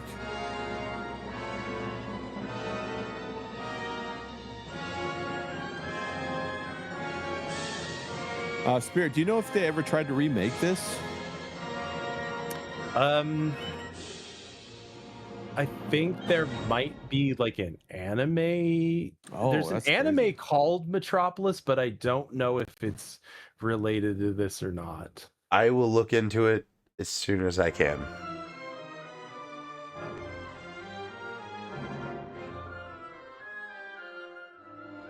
The Boot of Revelations. I can't take off tomorrow too because I'm taking off for my birthday on Thursday. But Oh, bro, happy birthday! yeah, thanks, man. Yeah, man. I'm Go. gonna try to do a birthday stream. Were you finally 21? Yeah, I can drink now. No, I'm 32 actually. You gonna get one of them raspberry nipples? What the hell is that? Is that a drink? Yeah, that's one of them. You know, you know how like when girls finally turn 21, they get all these like weird nipples, Girl not- drink. not Fuzzy navel. nipples, weird- yeah, all those weird shots or whatever. Oh my God, you have to have this. Just gonna smash a what couple was the buzz one- balls. What was the one that I used to order for all of my friends on their birthdays and shit? Oh God, what was it called? So like a cement mixer, I think. So it's Kahlua or like some kind of cream thing. Oh my God. Ooh. And That's terrible. it's a shot of that and a shot of lemon juice. Oh and my God. you take them at the same time and it curdles the cream within it, and it instantly turns it into like the consistency of concrete in your mouth. Oh my Yeah, god! I've heard of that. Yeah. I just did like Pokemon shots and shit. I don't know what the fuck. The idea is that you get your friends very, very drunk, and then you're like, "Hey, man, I'm gonna buy you a shot. Like, I'm gonna buy you this. Like, just trust me. Like, this will be great. You know, Trust kind of me. thing." As Fatal soon as words. somebody says that, I know it's not. Yeah. Yeah. But it's usually their birthday, so like you have to be like, "Oh man, like I'm gonna buy you a birthday shot. Fact, I know facts. you're already fucking wasted, but like, no, dude, I tried this one, and well, you also have to kind of sell it like, oh man, I had this shot this one time, like on my like someone bought me this for my birthday, and like it's fucking It's a fucking tradition. fire. Yeah. You gotta try it, man. There's a store that sells a fuckload of booze, and I don't know what I'm gonna get, but I'm gonna go there and I'm gonna get something Yeah, you nice. gotta get some. Yeah, what are you gonna get, bro? Don't. I mean, what are those buzz balls? Have you guys drank those? I've never tried I- one, but I seen an old Japanese fella get too tore up on one, and I was like, all right, I'll try that. Yeah, I usually don't drink anything like pre-mixed like that because I'm like, what the hell's in this shit? That's true. I was gonna read it first. I don't know, a little Japanese fella coming to America for the first time. I've been here for a while. I don't know. Maybe there were normal people and they turned Japanese. Nah, he was full on Japanese. He was Before sitting you there. drank it? Yeah, it was the Okay. people coming to America for the World Cup or whatever. Oh, bro, everybody's fucking loving that shit. Everybody loves Oh, yeah. America. That was cool. I seen one on free- Green Pill with the dude got Yeah. a big ass fucking rib. He was like, "It's so Yeah. fucking big." Yeah. And bro, I think the free refills basically is like world peace right there, bro. Yeah, dude. That blows everybody's mind. Bro. They were They're like, "Wait, another one? I can just for keep free?" drinking." And he's the like cuts to him. He's like 12 drinks in. He's like, "I can just keep going. Fuck you." Yeah. Yeah, they're so fucking pumped. I don't blame them. Because, bro, I don't know if you guys ever travel very much like internationally, but when I do and they don't, they give me the smallest Coke, and every time I have to buy a new one, I'm like, what the Oh my god. I've never went international, man. I've turned around in a couple states near me. I went to Florida once. They do have small beverages. They're all like the kind you get on a. They on a are. plane. They're tiny, bro. I would just look at him and be like, "You understand that I am speaking American right now, yeah?" He's like, Well, "Yeah." it's funny. Give me it's 5 funny of 'cause these. like I could imagine Grass, right? He goes to Japan and orders goes to McDonald's, and they give you this little tiny thing of fries and this little thimble of Coke, and you're like, what am I gonna do with this? And you're telling me that was 2,000 yen? What Yeah. the fuck is this? Bro, another time I went out drinking, and they were like, we're gonna drink shots, and I'm like, oh, okay, let's go out and drink shots, and so we go out, and I'm like, well, how many? Like, I go before I commit and get fucked up here. I'm like, how many shots are we talking? And the guys are like, well, I usually drink 15 or 16 shots. Holy and I'm shit. like, holy shit, you guys party, bro. I do like So 5, and I'm solid. No, so listen. So then we go out, right? And they get the shot glasses out, and I'm shocked because they're half the size of our shot glasses. Oh. Well, And I'm like, bro, let's go. amateur hour, let's rock. I'm about to Rick roll y'all's asses, bro. Yeah. That's awesome. Yeah. and like I went through different parts of Asia, and they drink like beer with ice in it all the time. Oh, so instant coffee and ice beer, huh?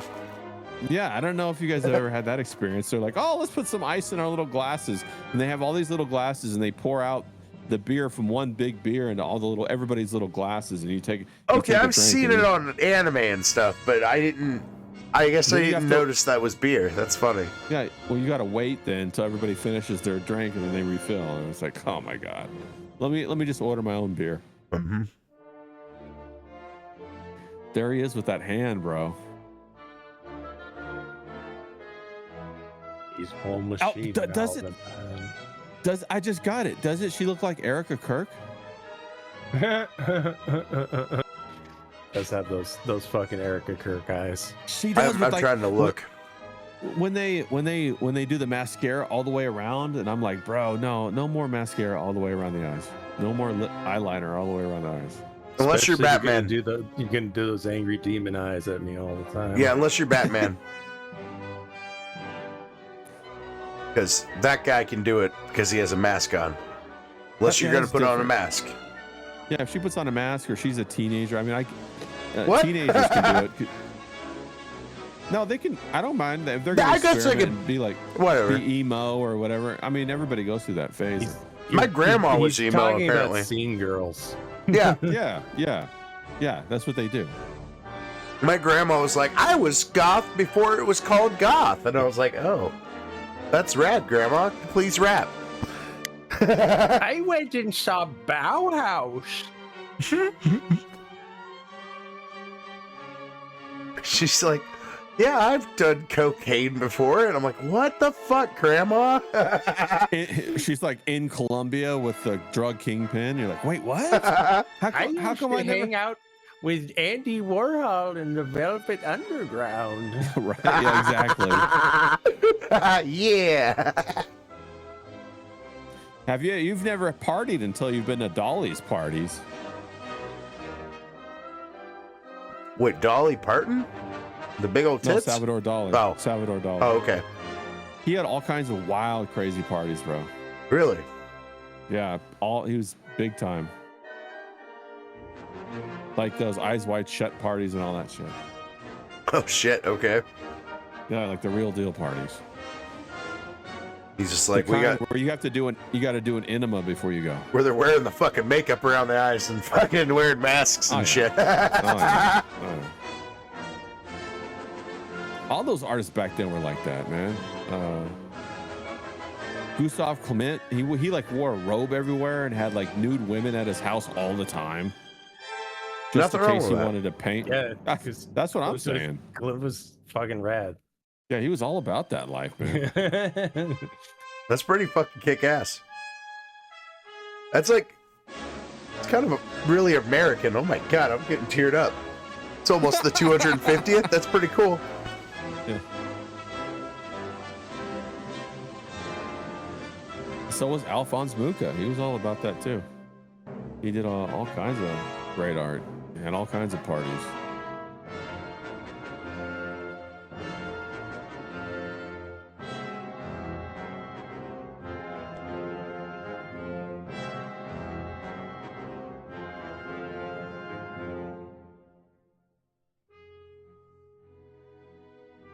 It's so funny to look at like movies from this era and how out of touch we are with them.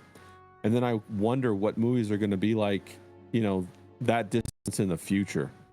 Oh, man. Will there even my balls? Will there even be movies then, you know, with the way things are going? I swear to God, if we get asked the movie, I'm going to be pissed, Spirit. Do you think that they will, like, they're fast tracking it? Movies will yield to another form of media? Do you think that's gonna happen?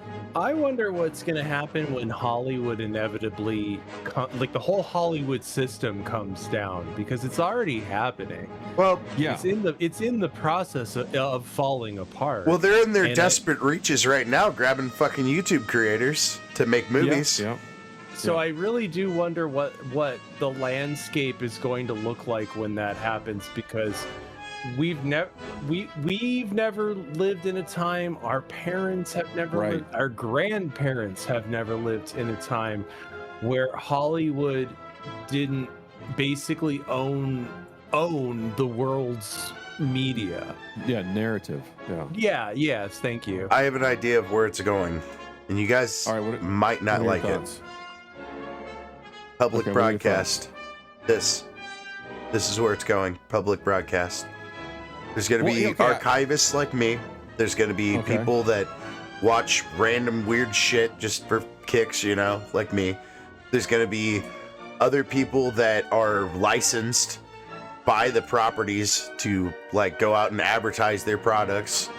And it's going to be all maybe not even on YouTube anymore, but it's going to be owned by the government. How long can that even last? Because I've considered that before too. So if we just move over to basically what you're describing, which is influencer based media, and so that the narratives that are given to us are going to have to come from influencers and influencers alone. But like, how long is that going to be a system before people just go, okay, even this has run its course? Well, long enough for the robots to know more than us to take over. Well, I think what's going to happen, I think like Spirit suggested, it's not, that cannot last, because the influencers, whenever you lower the bar of entry to any industry, the quality plummets. And once the quality plummets, people aren't going to go see it no more. They're not going to participate. But what I do think that we're going to see is, I think we're going to see the AI licensing of like other movie stars that have sold their rights to these people to be used. We already see it with Val Kilmer, right? Yep. And so I think we're gonna see the end of the era of the movie star, and everybody who's already minted as a movie star will basically just recycle within new movies of the same kind of formula over and over again. Yeah. I think that's what's going to happen. But with black people. Yeah. Tom Cruise runs further than Forrest Gump, stuff like that. It's going to be Chris Farley in Shrek.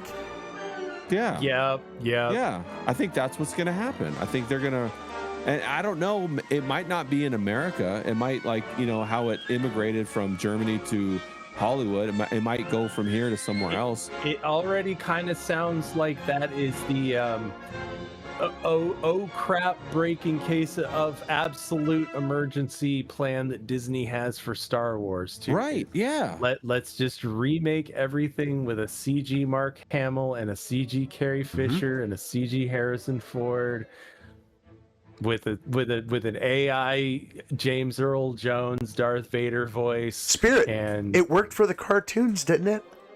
Yeah, exactly.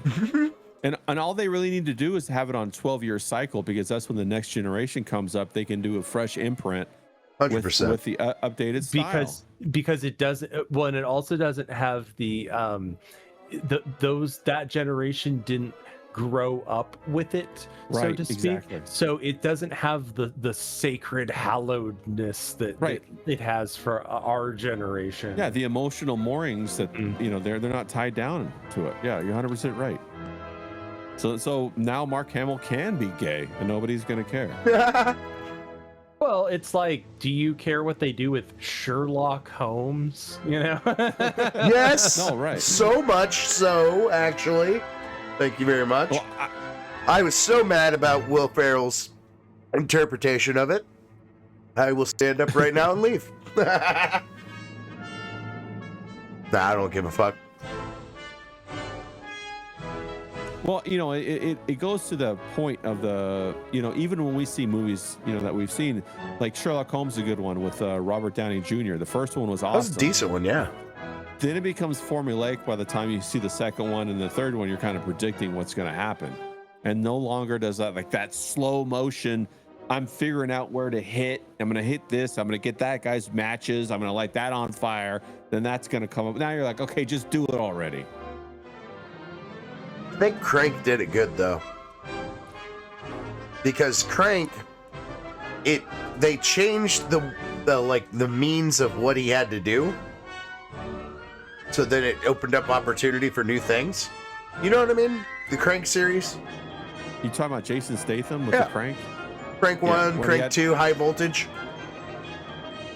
Well, I agree with you, but see the concept that he has to use adrenaline after you see the first movie is old, right? Yeah. But the second one was all about high voltage. Trying to pitch it. Well, you know what to have a successful trilogy, I think what you have to do is you have to have one. You know, the first movie is going to be a banger no matter what you do, right? But then you got to like flip it on its head and give them something completely different, even to the point where maybe they don't appreciate it. And then the third one, you come back with the same kind of formula as the first one, and they're ready for it. Yeah, it's literally a beginning, middle, shitty part, and the good ending. Right. But you need the shitty part so they appreciate the good end. Yeah. And that's, I hate to say this, but that's what Kevin Feige was trying to do with the MCU. And he failed miserably, but he tried. And I've seen his whole timeline, and he was really trying. And I was like, that's too big of a gap. That's like a 10-year gap of all shitty movies. And then it's going to get good again? Come on now. Man, I don't know, bro. I don't think so. No. I mean, like... Back then, I was watching all of those nerdy shit movies and fucking all of the timelines and people making things. This Kevin Feige guy literally went out on stage and had a whole list of movies. And I remember that. Ended with a fucking couple of Spider-Man movies. And I was like, you're optimistic that that's going to last that long. And he got a good chunk of it, all the way up to Endgame. Funny how that worked. I don't disagree with you about his plan. I just disagree with the idea that he could go like a 10-year span by not delivering. And I think we're seeing that now. Nobody wants to watch superhero movies at all. Nobody does. I know. And guess what? It's the stupidest fucking thing. James Gunn is trying his fucking heart out right now. He is. Well, And Supergirl, I hate that character. She fucks space horses. I don't like it. That's a real comic book line. She actually does fuck space horses. That makes sense. And also, he had the audacity to throw Lobo in the mix. My favorite goddamn DC villain. And I watched that garbage. I watched it. What did you think of the movie? It was... I heard it was terrible. It was bad, but I loved Lobo. Pretty good. Why didn't they just pretty good casting. They should have made a Lobo movie. Here's my question, though, right? Why didn't they just make a Lobo movie? Because why did they? Nobody. Do you know who Lobo is? Nobody knows who. Well, you probably do. Nobody knows who Lobo is. No, everybody would have gone and see it because it's Jason Momoa, though. Yeah, but on a motorcycle. I don't know, man. I mean, I didn't think he was going to do a good job as Lobo. And then I seen it. He'd be perfect for it. I seen it and I was like, decent. You did a decent job. You said Bizstatch. I'm fucking down. You know? Yeah, I think they put him in there so people would go watch Supergirl. Yeah, but also, it's part of his plan. He's trying to make more movies. So if he gets those more movies, at this point. James Gunn had a timeline too, man. I'm telling you. Ah, damn it. I know too much about this nerd shit. I know, but Spirit, tell me if I'm right or if I'm Rilla right here, okay? You gotta grab people in the first 5 minutes. Same theory with like if you're gonna have like a 10-year run of movies, you gotta grab them in the first 2 or 3 years. You gotta come out with a couple of banger movies. You're correct. So that they stay engaged. You can't like come out with the soft shit and then say at the end of the 10 years, yeah, I'm gonna deliver. Give you a good one. Yeah, you can't do that. And they know that because they write movies and they know you got to have like a fucking hook in the very beginning. Everybody knows that. It's why the first Star Wars movie hooked people from the very word go, because like the very first thing you see is the ship, you know, the rebel ship, and then the big Star Destroyer, and visually you already know what's happening. Yeah. Agreed. And you already feel it, bro. You're like in it, bro. You're like, yes. Or like even Indiana Jones, like they fucking knocked it out of the park for the first 3. And then they fucking just, but see, then I think what happens is they start to have other quotas besides, making quality movies. They need to, do that checklist. There's that. I think they don't know. Because I don't think that they get the same kind of. I think a lot of these people don't have the same kind of background education that people used to get within screenwriting, because it's all just Marxist gobbledygook. I think that's a really good point. Yeah, I think that's a really good point. I think they're so out of touch with what resonates with majority of people. I agree with that. And so I think they're incapable to perceive it and incapable to understand how to write for it. Well, they don't understand. Well, and so much of it is a subversion. So often it's like it's cliche that movies rely on the hero's journey, for instance. Well, those types of people, those cultural Marxist type of people, they hate that narrative because it's the narrative of the empowered individual, and that's something they hate. Yep. So I love this story. So then all of their core concepts become about, how do I subvert this narrative? Yeah. And then what they do is they disassociate from the entire audience by doing that. And then it becomes about, a narrative, pushing the narrative of the propaganda or whatever, instead of giving me something I'm really excited about and it really resonates with who I am and my experience in life. It's dumb, dude. Like, because they don't have any experience of life. That's there you go. And that's a point of fact, right? That's a point of fact right there. I it's almost like I'm ashamed to admit it, but at the same time I'm not, because I don't think I'm the only one. That sometimes I listen to music from my parents' generation and I go, oh Jesus Christ, that's what that means, Wow. and I'm like, yeah, I can see how a 40-year-old would understand that concept, but Jesus Christ, these songs were written by like 23-year-olds. Yeah. Well, things about like for instance the kinds of relationships between people and what it means to love and lose and things like that like, man, I fucking like didn't really resonate, for me at least, until fucking in my 30s and 40s. I remember the first time I heard the song "Time" by Pink Floyd, and it finally clicked with me what it was about.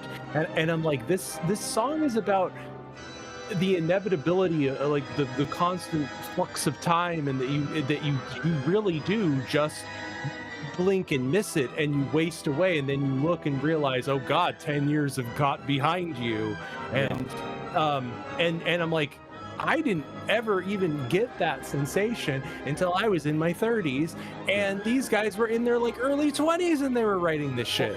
Well, don't feel bad, because after the 60s or the 60s and after, the music industry was very smoke and mirrors with what they presented and who did what.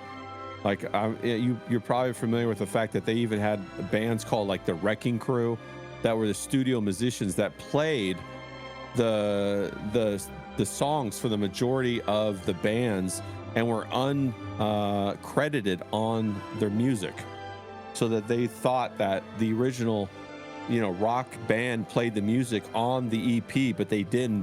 This group called the Wrecking Crew played it, and it was basically a series of musicians that were studio musicians that came on and did the majority of the musical work. And they had a that was the Wrecking Crew was in Capital, right? Was in America, and they also had they had another one that was in England, went by a different name. But if I believe right, Eric Clapton came out of that, and he was on in that group, and he actually made Page did. Yeah, and they made Cream, and Cream was one of the first I love Cream groups that came out of that. Yeah, so Cream was some of the people that came from the Wrecking Crew. Oh yeah, for sure. Jack Bruce did a lot of session work. Yo, Ray, a lot of those can guys you just send me a buttload of music that you know? And same goes to you, Spirit. I've been doing a radio stream in the mornings, and I want to see your guys' perspective on music. That's why I'm doing it, because I like seeing everybody's choice of music. It's cool. Yeah, sure. I used to love classic rock. Fuck yeah, dude. And classical music. I developed a love for classical music from like a lot of the earlier cartoons, like, you know, the Looney Tunes, and I would go find those songs or whatever, this CDs, and get those and then listen to them and listen to the other songs on the CD. And then I started to love classical music. Then, you know, I remember one of the very first songs that I heard from Mobius, God Moving Over Water. It was at the very end of Heat. After I heard that, I was like, wow, I gotta listen to all this kind of stuff, bro. This is crazy. Hell yeah. So I gotta see your guys' perspective on that, because like I asked my other buddy Frylock to do that, and he just like gave me a fuckload of music, and I just got through with it on my streams, and it's just cool to see like people's perspective. So I just asked people to just send a link whenever I'm doing the show. Dude, it's kind of cool. Like Murder the Mouse shows up sometimes, and he just like starts dropping cool shit. Them at like before I go to work in the morning. Before I go to work, I'm sorry, bro. I was listening to a group of people, and I found like Boney M. Have you guys ever heard of that band? I have. Came out of England. Speaking of them, they're one of those acts. The guy who made the guy who made Milli Vanilli was the same guy who basically put them together. You're 100% right. Yeah. Okay. And like that Rasputin song that you hear like Tom Hiddleston danced to when he was on the late night over in England, and that went viral for a while. That was them. Daddy Cool is another fantastic song that they do. And bro, just watching them dance, they're fucking wild, man. They're fucking wild. I don't know if you want my music, Grass. My actual listening tastes these days are so fucking far out and weird. What do you listen to? Like, what kind of stuff? I watched that one thing you sent me on stream, dude. It was fun. A lot of Kate Bush. I like Kate Bush. We've already played Kate Bush. Give me your music. I'm pretty sure anything with Bush in it, I'm down for. Yes. Sexy. any type of Bush. I like things these days that are very like concept-y. Okay. The better the music video, whatever, I'm down. Like cinematic? Is that what you mean? Kind of like Kate Bush's songs, for instance, are kind of overlap with their music videos. Yep. So oftentimes, I see what you're saying. Like they're like it's a performance, but the song itself is like also a performance. Yeah. Okay, I got you. What was that one? It's not Love is a Battlefield. What song is it? There's a certain song, and she starts off, and she's like getting yelled at by these two parental figures, and there's a boy up in the window she's looking at, and she's just like getting kicked out of the house. Like I don't know what that's all about, but I didn't like it. Seemed like incest or something. Yeah, I'm not into that kind of stuff. Not for me. No, I'm not into that kind of stuff.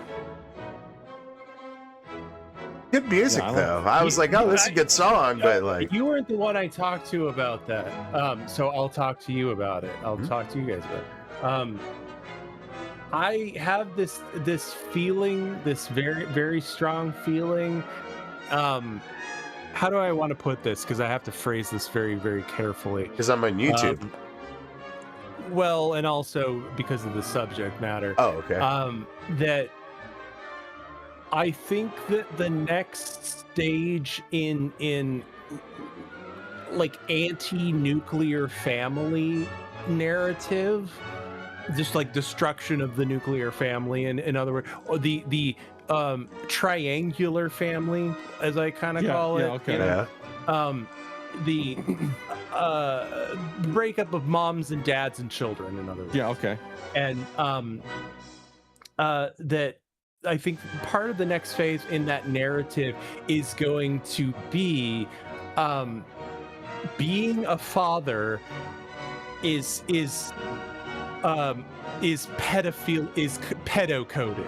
Like being a father is pedo coded because you're weird. You have they already naked tried to children do that. around you, and you're gross because like you watch kids go poop like because when you're potty training them, you sicko. Dude, 100%. There was a game on Steam where this guy like picks up this little I already kid, know what you're gonna say. Yep. and they started fucking pinging people and being like, "Oh, you're a weirdo.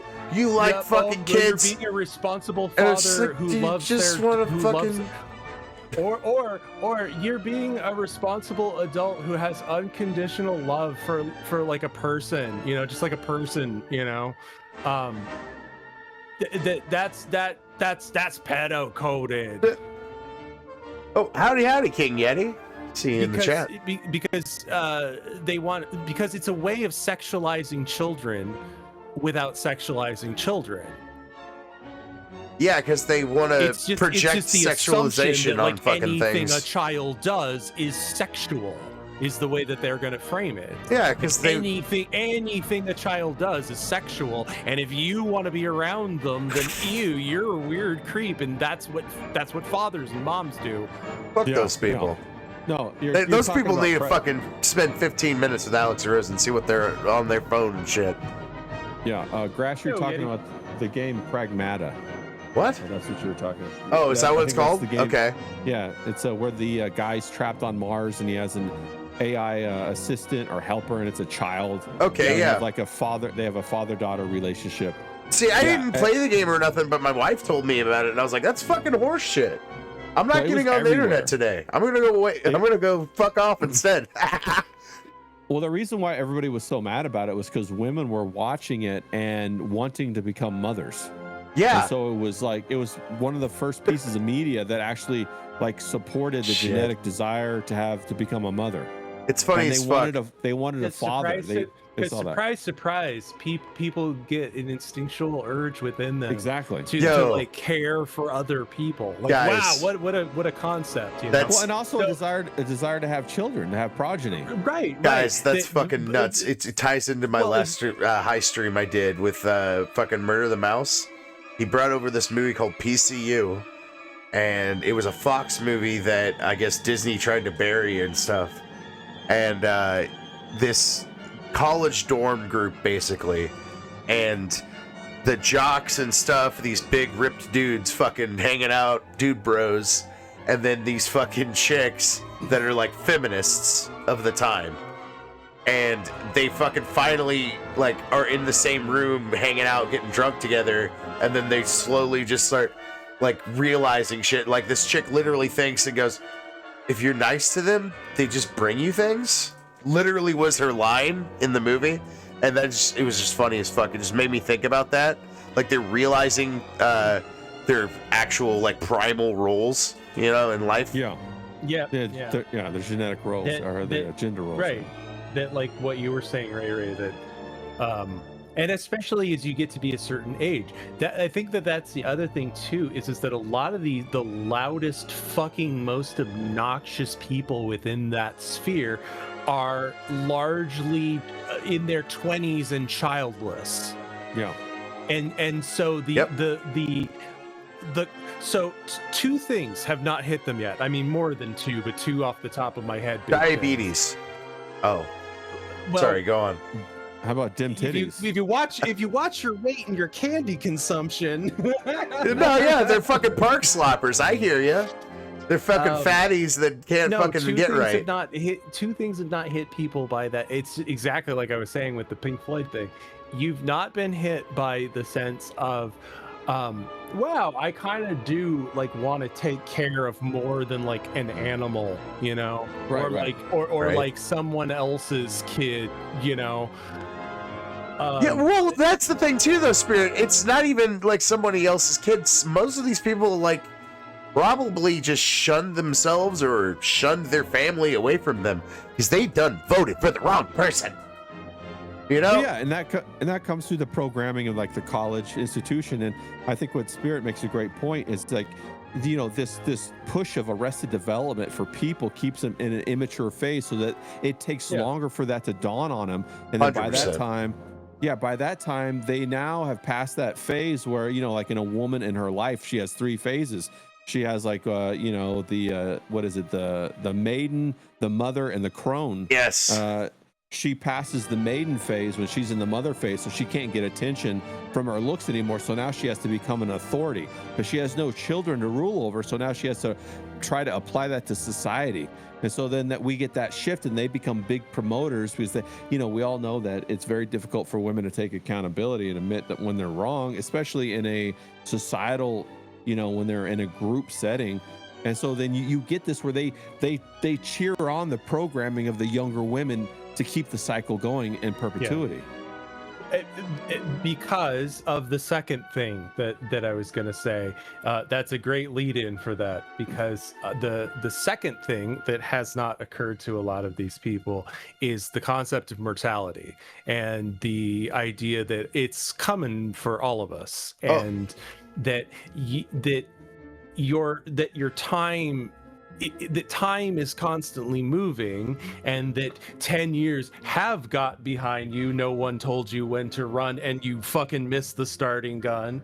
And those kinds of thoughts don't creep in until you're much older, and you can conceptualize your life within the concept of decades and go, oh, well, I kind of fucked up that decade, didn't I?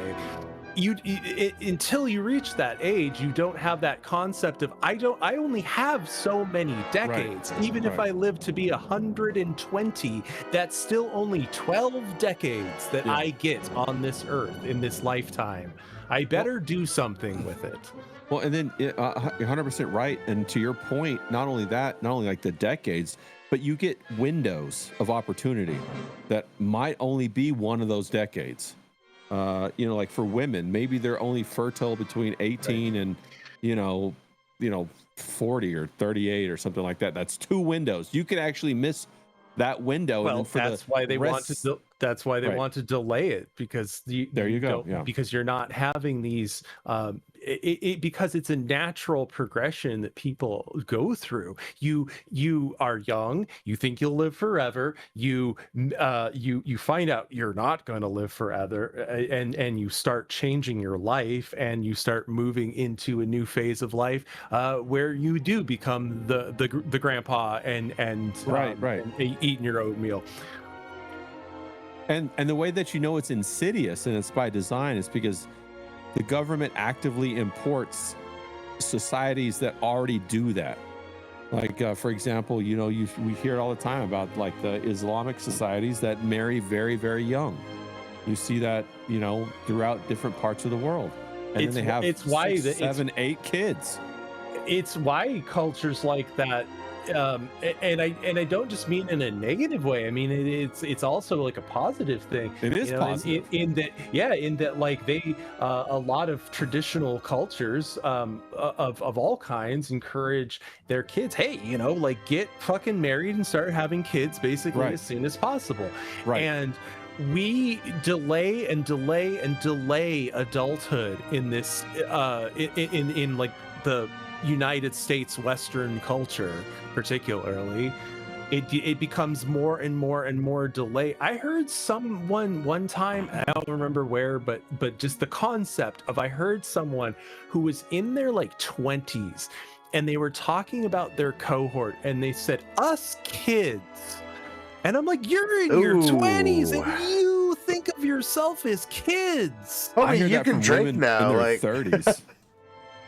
I still hear that from women in their 30s. Jesus, and dude. I'm like, what are you talking about, bro? Oh, that's Ray. You just done made me more sad than this movie did. Like, what the fuck? Well, it's very interesting because, on the one hand, like Spirit's saying, the pushing of the Arrested Development to these perpetual, endless, summer of the fantasy of being, what is it, Tinkerbell and Peter Pan forever, until the window slams shut and you're immediately forced into the crone stage, the female crone stage, without even having children. Yeah, because that's the most profitable way for people to make money. And, all right. Right? Like, because if you think about it, you can continue to sell these children's toys to people until they're 50. whatever that stage is for men, whatever that looks like, is the same for men as well. Right. They force men into, yes, men can have children later into life than women generally can, but they still force men into like a kind of a perpetual adolescence, a perpetual like collecting fucking bobbleheads and Transformer and He-Man fucking toys. But also kind of what you're talking about of that sooner or later those things catch up with everybody, and then everybody becomes a fat diabetic in a wheelchair, because like that's inevitably what happens to everybody is eventually health and the breakdown of the body comes for everybody. Right. Yep. And the way that you know it's insidious is because while on one hand they actively promote not having children to one group of people, they import another group of people that has multiple children. Yeah. They vote the right way, Ray. Well, I don't think it's that. What I think it is don't that have enough children is part of it too. Well, why is that? Because we gotta sell the children's toys. Come on. No, what I think it is they're already indebted to the government because the government's paying their bills. So they'll be compliant. Whatever happens, they'll be compliant. Yeah. They don't have to foot the bill. So it's like and they know that business. if they ever rose up, all they have to do is withhold that funding. Like, do you guys remember how the black community, the single mothers, lost their damn mind when they couldn't buy soda with their EBT cards anymore? Yeah. That was they funny. fucking lost that shit. Yeah. Buy some carrot juice, dipshit. I'm sorry, but like, fuck you. You're buying fucking Dr. Pepper on my fucking tax dollar, and I can't even afford Dr. Thunder? Like, fuck you. Yeah, bro, it's heinous. It's heinous what's going on, especially here in California, like the kind of misappropriation and theft of the funding. Oh yeah, dude, God. I seen a video the other day, and I played it on the Green Pill, part of the good bad segment that I fucking lost all my assets for, so I got it fixed later. But she was like, "Oh yeah, I was at the store, and this chick had fucking really nice nails, and she was paying for her groceries with EBT." And I'm like, how much was those nails? Fucking $85? Yeah. Like, because I know that's my luxury, and I do that for $85. But like, goddamn. No, and and it's important that men like understand this, because I know a lot of men are really out of contact with like what women purchase and like the cost of it. Like, I remember talking to some of my friends who like they got jeans or whatever, Wrangler. I'm like, how much do your jeans cost? How much do your jeans cost? And they're like $49, bro. They've been like $49 forever. And I'm like, well, do you know how much women's jeans cost? And they're like, I don't know, maybe like $70. I'm like Jesus Christ. Try 300, dog. No, what the fuck? Try 300. Yeah. Go look up like the, like women's. Can I play devil's advocate and yes, show you and show where they'll flip it on us though? All of what you guys just said.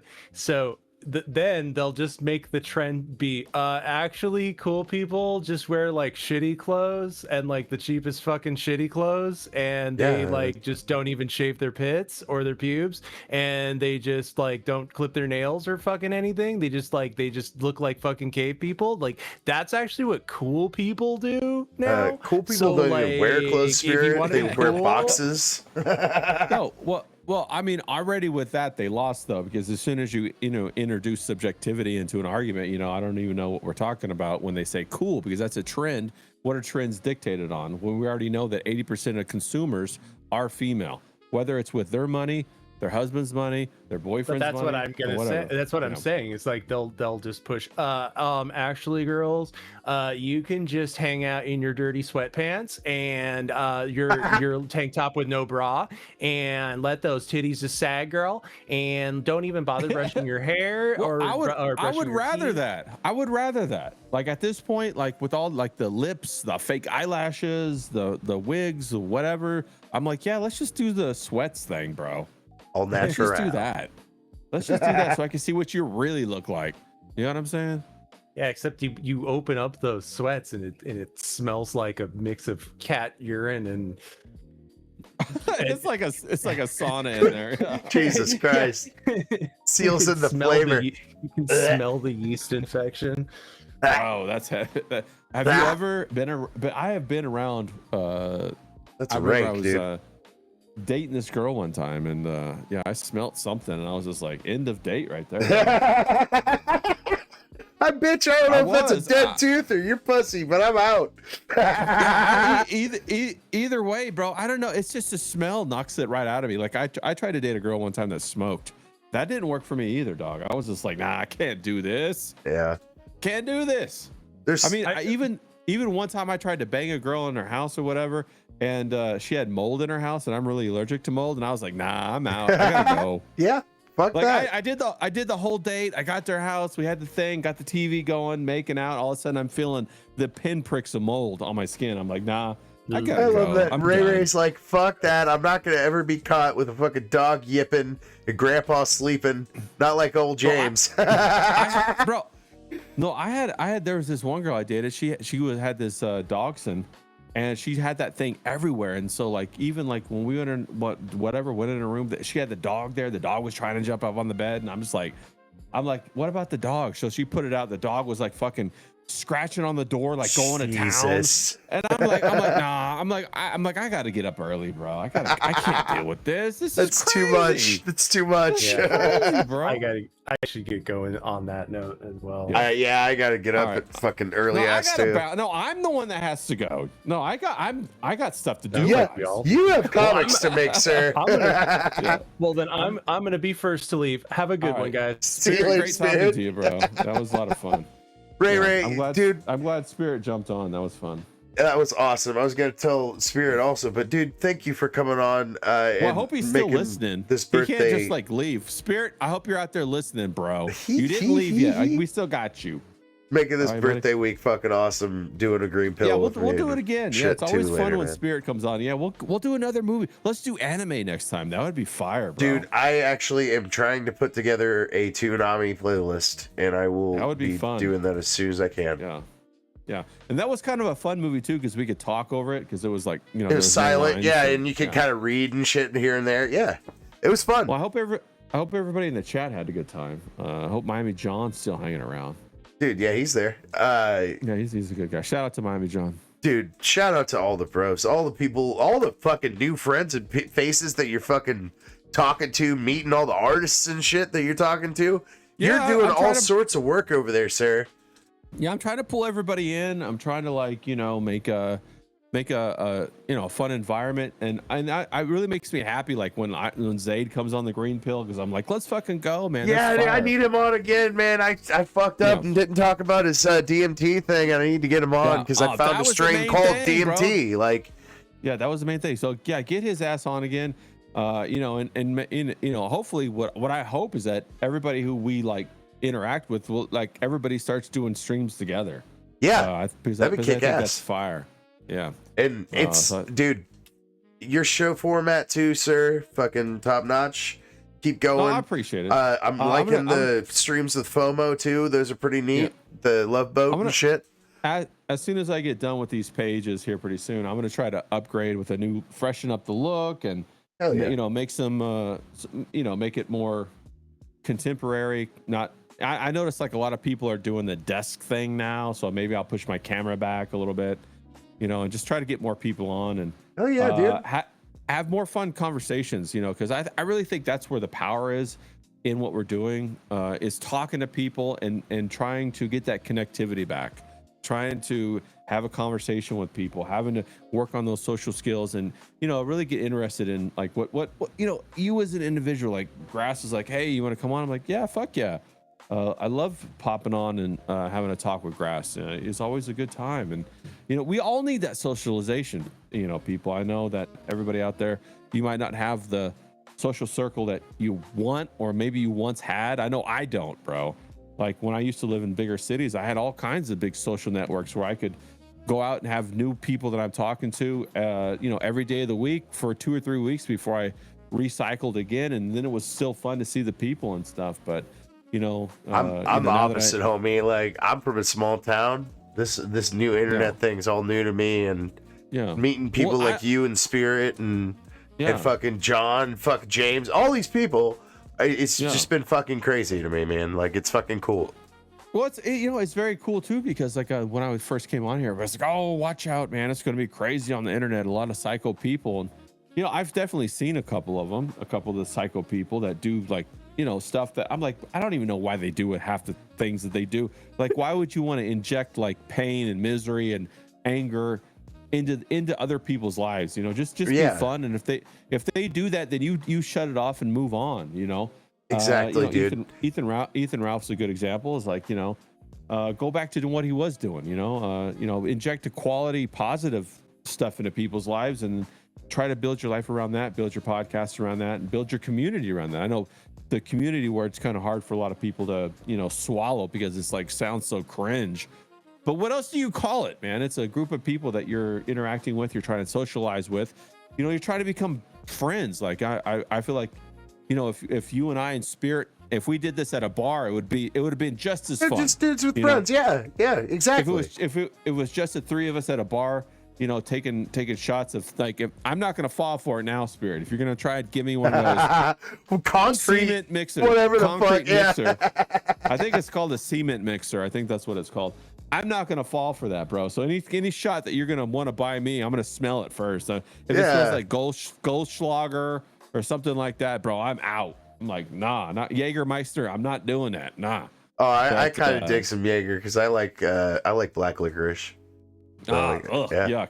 And so no, but if it's tequila, if it's chilled, if it's top shelf, I'm your guy, bro. Dude. I love me some tequila. Yeah. Fuck. Yeah, I'm all about that. I could do tequila all day. Hell yeah. Play some shuffleboard. That's what I used to do. There was this bar. I used to live in Hermosa Beach, and for people who don't know what Hermosa Beach is, it's a beach in southern LA. Okay, this little beach community. It's just south of Manhattan Beach, just north of Redondo Beach. Redondo Beach is famous for volleyball. Manhattan Beach is famous for its pier, and like a lot of people go there. And they actually have the World Tour.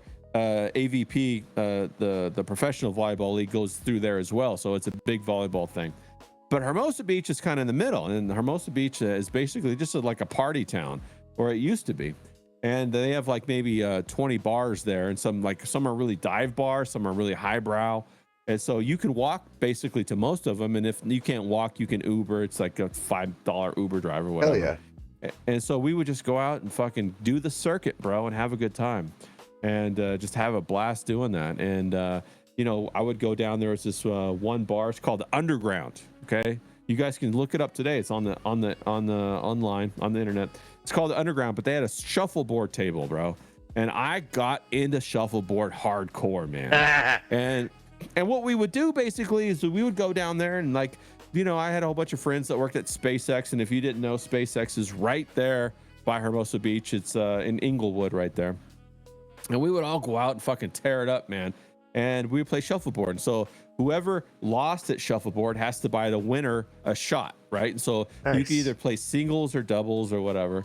And so, I got really good at shuffleboard, but then I would end up getting really fucked up too. Yeah. And that's kind of fun though, that's because the best it handicaps you, so you lose, and so somebody else gets a chance, to win, to go on a winning streak. And then by the time you come back around, maybe you got your feet back, and you could play, or maybe you didn't and you were done for the night.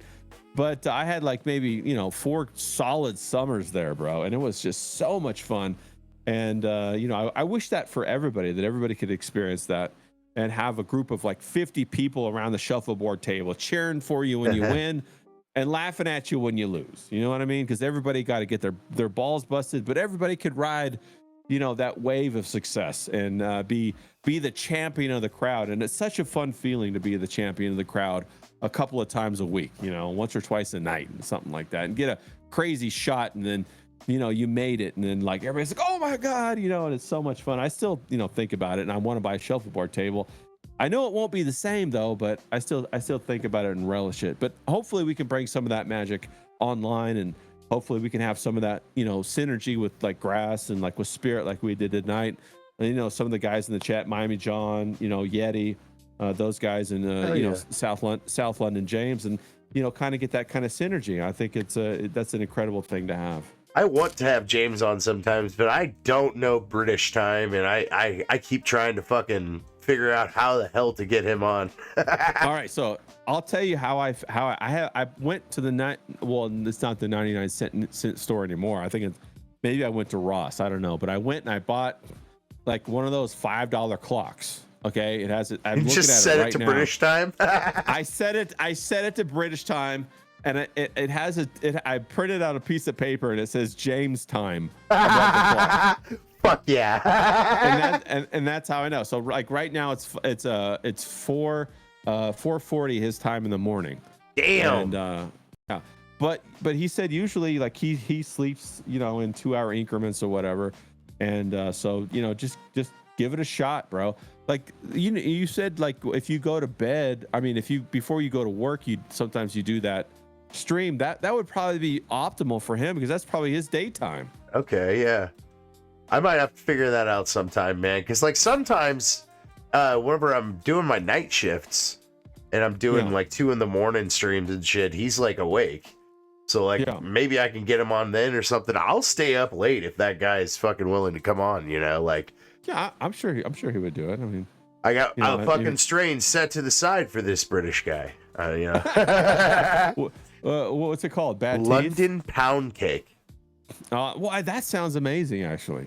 Yeah, that sounds amazing. Fucking South London James, cake, let's bro. go. Bro, isn't that cool? South London James that fucking just rolls off the tongue, just like Miami John does, bro. Yeah, it's man. like grass, you know, same thing, bro. Yeah, we got a good group of guys, man. Branding. We really lucked out with that, you know, and hopefully we'll get Ryan Harkness back, you know. Dude, I'm missing that guy. Yeah. Fucking, I did message him, like, I don't know how, you said you messaged him earlier than I did or whatever, but like, I messaged him like a little while ago, and he said he was sick, and then he kind of recovered, and he was like, I'm just going to take a little break kind of deal, like you were saying, and it's just like, all right, cool, you're good though. Like, I wanted to make sure that guy was solid, you know, like. Yeah, I would message him like maybe twice a week, and then I didn't hear back for like a month and a half. And then one day he just said, no, I'm okay.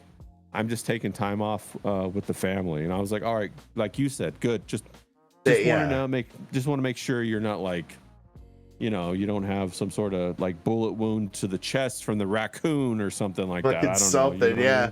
Because I know that something he like that. Sometimes he would like record out in his shed and stuff, so that you'd have to go shirtless. Because it was getting too hot out there. So hot, yeah, it's so hot. And my wife was like, "Why are you watching this shirtless guy?" And I'm like, "Because it's not gay. That's why." I fucking love Ryan Harkness. I fucking love that guy. Hell yeah, dude. He's like, I have such strong synergy with him, with just his like, well, fuck you kind of attitude about government shit and about like, you know, the YouTube and how it like makes you want to it like puts these rules on you, and he's like, fuck you, motherfucker, dude. And how he made those songs. I mean, like, people don't realize he had millions of listeners that heard his songs, bro. Exactly. Like, that's what I was gonna say. That fucking one song about what is it? Which one? Trade a pole for a hole and shit. You know, like that one. It fucking got kicked off of every platform. The day it was super viral, even Rumble, but it went super viral and got reposted everywhere. And that's how legends on the internet are born, man. The internet knows. It's like a breathing thing. It's an entity that just really fucking. It's I'll nuts. say this: it's really unfair because he should be pulling down like 20 grand a month from social media. He should be easily. He has the talent. He has the skill. And he produces song after song after song, and they're all bangers, bro. 100%. Like he made one for you. Yeah, he did. Like, and the Apple Fritter song, like, Apple Fritter. Yeah, like after Kanye's Heil Hitler song, bro, it was so fucking good, man. And I think if anybody's been done the worst. Even that piano guy, and you know what I'm talking about. The piano guy, you know what I'm talking about? That does all those parody songs too. He's been kicked off as well. Burnham? No, what is it? He used to do like the old-timey ragtime songs about like black people and all kinds of stuff. Oh, okay. Yeah. and he got kicked off as well. Oh, he did. But yeah, he's right up. That fucking Ryan Harkness is right up there with him. Should be pulling down fucking like maybe $250,000 a year from this stuff. Easy, bro. Dude, he got seen by somebody in charge, and that guy was like, "Nope." I guarantee you, he was too dangerous. He was too good. He was too good. Was too good. Yeah. You flew too close to the sun, homie. Well, if they knew that he was going to go super viral and a lot of people were going to wake up, like I was listening to Kurt Metzger the other day, and he was talking about what he thinks that why they're trying to destroy comedy is because comedy actually interrupts the brainwashing, because it makes you laugh, and then like it mocks or ridicules the programming, and so you like push it away. Yeah. And so I think that's what happened with the Ryan Harkness thing, is like it was parody, so it was comedy, it was satire, and it was so catchy, it was like a jingle, like an earworm that you can't get out of your head. Yep. And so Dude, they were like, even his like, intro thumbs was down on this sick. guy. Where he's like scanning through different radio stations, watching Ryan Harkness's show. If you've never watched it before, it's like coming across a radio station that is like primetime Alex Jones fucking, but it's better. Like, because this guy's like getting after it. Well, I mean, I have like a mixed list for my intro, and I have his goalie goal song. Yeah, on the dude. mixed list. It's so fucking good, bro. It's so fucking good. Yeah. God so damn it. shout out to Ryan Harkness, wherever you are, bro. We're sending you love. Me and Grass, dog. Just hell yeah, prayers from the Grass family too. One. For me, he's a real one, bro. He's a legend. 100%. He's a fucking legend. Yeah. I gotta get out of here, man. I gotta do another 10-hour shift tomorrow. So, peace out, guys. Thanks for watching. Peace out. Later, fellas. And Ray, dude, thanks for coming on.